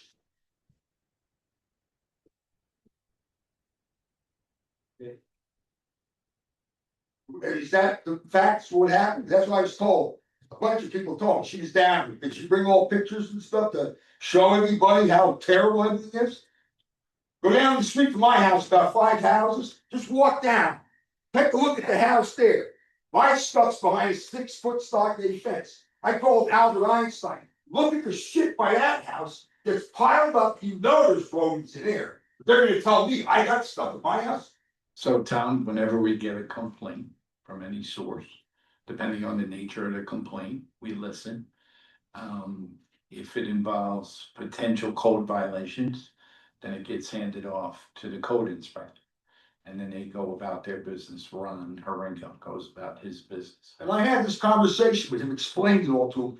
Actually, Mr. Carter was with him when the first time they came out to my house. They had a policeman. I guess they were worried I was gonna go nuts. Like I said, don't worry. I can guarantee you, I'm under complete control, because if I really wasn't, there'd be dead bodies already. I'm under complete control. I'm not going to jail for some petty bullshit. I don't want to speak for the chief. When in a code complaint, when we send police out, it usually has to do with if a property has a lot of vehicles parked on it. One of their jobs is to make sure it's currently registered and Right. related, because that's a violation if it's not. Right. So it's not like we're worried about you going off. Well, We're sending the cops to examine the vehicles. That's typically what happens. like I said, Mr. Carr was there. I think the construction guy was there and the zoning guy was there. Yep. So what's with the tarp? I explained it to him again. I explained this all to him. What's going on? I'm not sitting on my ass. I'm 71 years old and I'm working. I got 7 siblings that have problems. I even had a sister that recently had a mover. She has cancer. We had to move her up to Maine with my sister. So I have a lot on my plate. I got a lot going on. I'm fixing my house. In the next couple of years, I have to remove some of the money I have from my 401ks or whatever I gotta do. Then I'm gonna be putting even more stuff into my house. But as I'm going, I'm not gonna take out, I know you're gonna like to see me like show up 10 guys on the roof and knock the thing out one day. So would I. I ain't paying that money. I don't have that money. I live week to week, month to month. I assumed that that's why I didn't hear from you, because I did call your office right after that to make an appointment. And your secretary or whoever told me, oh, I'll call you when Rich is in or whatever's gonna go on. I never heard nothing back. I gave him my phone. I never heard nothing back. So I just figured, well, you know what? Maybe he understands and knows what's going on with this whole thing. And then you were on vacation, and then Brian was on vacation, so we were on vacation. Right. I mean, I'm there every day, but I take appointments Tuesdays and Thursdays. Well, I think it was right by when you were getting out of school or something, because he said she might be over to school or whatever. Yeah, when school ends, and I went to on vacation the following week. So yeah, if you want to stop in and So maybe that's what it was. We were on vacation, and that's why I didn't hear him. But I didn't hear nothing from her at all. Right. And then the other thing is, this is what amazes me. People come around and say this, that, and the other thing about, say, my place when I had stuff that I was taking to the SWAT meeting, I want you to go down to New York and Wyoming. And look at that house. And you look at my fence, which is back from there, and you tell me what looks worse. Evidently, people drive around with blind fogs. They don't see all these houses. If you go on Crescent, they were talking about vehicles at one time parked on a lawn, which I think I brought up because we're gonna have an ordinance about it. Which I said, in other words, if you're a tree hugger and you got a big fifth wheel tow behind camper, well, that's all right to have parked by your house. But if you're a guy that has Jeeps or trucks or something like that, well, you can't have that parked by your house. So then that was kiboshed, correct? We last year, No. threw a potential ordinance out. Council asked us to table it. And that's where it sits right now. We have not brought that one back up. Well, that's my point then. So is this gonna be brought up? Because I already talked to people about it, because I have enough friends that, like I said, that are into other interests like the jeeping and everything else. When you go rock climbing with a jeep, a lot of those machines are set up, they're not roadworthy to drive every day. So they let them sit, and on the weekends they take them. So my point's gonna be, so in other words, if I'm a camper, I can have anything I want. Like I said, I think I told you at the beginning of that meeting, I've been around this town, there's a couple of houses that have that big fifth wheel trailers in their backyards behind a fence, and I see people in there living in them at night. So if they're gonna be going by violations, there's another violation, that somebody's living in a camper inside a backyard.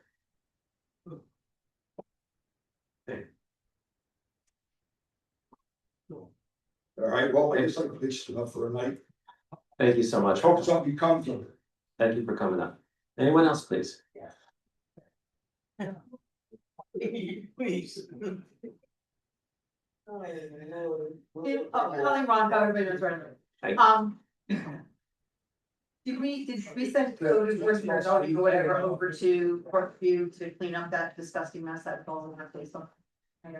So I'd love to address this one and thank you for bringing it up. Brookview Apartments are private property, right? It's governed by an HOA board and they hire a property management firm. They turned over their property manager in the spring, actually in May. When we got the first set of complaints, we notified Samantha Montalvo, who is our health officer, because it involved vermin, right? Samantha was on scene, spoke to the new property manager. They're working on getting new dumpsters in there. A lot of the trash, frankly, it's her opinion, and having been over there, I agree with her. Some of the residents throw it next to the dumpster, which is never good. If the dumpster is full, I guess, maybe, but normally you can work that out where you get your trash in the containers. At any rate, they're working on it to resolve. One of the issues that we've noted is the percentage of ownership by occupants is lower than in years past. So when Brookview first opened years ago, right? And people bought those condominiums, they lived in them, and then they're on the board. Over time, we've noticed it's kind of gone in the other direction, where many of the tenants are not owners, but they're not on the board, the HOA board. The board is populated by owners who buy these or have held these condominiums as investments. So there might be a tendency, and I'm not accusing anyone of anything, I'm making an observation. There might be a tendency on their part to be focused on keeping costs down. And that affects the maintenance of the property. But Samantha jumped on it the same day she got the referral. And hopefully we'll get it cleaned up. I wish Jose was still here. He's got a lot of experience over there. And our authority is limited to the degree because of the fact it's private property through an HOA and a property management company. The other thing is, what's the situation with the warehouse? 85 Main Street is currently partially occupied by a firm. I don't know the name of the firm. Larry may know. Yeah, it's, they occupy a small portion of it, maybe 25-30%. I think they deal with generators and heavy equipment. I guess they're a wholesaler, but I went over there, yeah. You're right, that's what they do. Yeah. Can I ask why it's such a big secret who the company is? Oh, I don't think it's a secret. I mean, I think that's probably a public record. They applied for a building permit, applied for a construction permit to do the interior, so. I couldn't find anything. The only reason why I knew who they are is because when I Googled 85 Main Street. Right, show their address. No, their address does not show up anywhere. It showed, it took me to a website. And when I clicked on the website, on the link that I Googled, it was a job application. They were looking for somebody with an H-1B visa to do whatever hydraulic. So this was my other thing. Through the research, I found out that they're doing like some kind of hydraulic manufacturing distribution. They're not using any of the water from the lake in order to be able to do this, because apparently it's some kind of water technology stuff that they're doing. No, I don't believe so. I don't think anything's been, if they're using any water, it's municipal water. It wouldn't be coming from. Okay. As far as the fire department goes, when they were talking about the firehouse, I have a daughter that's an EMT and she's also a firefighter, so. Yeah, we need to do something with that. I mean, I know it's been going on for 8 years, but like, I don't wanna see these guys get hurt when they're in there and the place either burns up or collapses in on them. Yeah. I mean, like I said, I've got a daughter who's a firefighter and an EMT, so it's a little bit more of a thing for me. The other thing is that I don't know, Ed, I don't know if you were on the board back then, or if you know Sandra Kerwin, who she lived at the end of Elm Street. She passed away. She used to be on the town council back in 2000, so I just wanted to kind of. When she passed away? A couple weeks ago, her daughter and I were friends when we were in high school, but she messaged me. She was 82. but she was on town council. I think it was like somewhere in 2000, 2002, around there. So I just wanted to mention that real quick. That's it. That's all I got. Thank you. Anyone else from the public? Anyone online? With that, have a motion to close the public session? Seconded. All in favor? Aye. Motion to close the meeting, please. Seconded. All in favor? Aye. We have exec council. No closed session this evening. No. Wonderful. Next meeting, August 17, 7:30. Have a great month. Meeting starting at 5.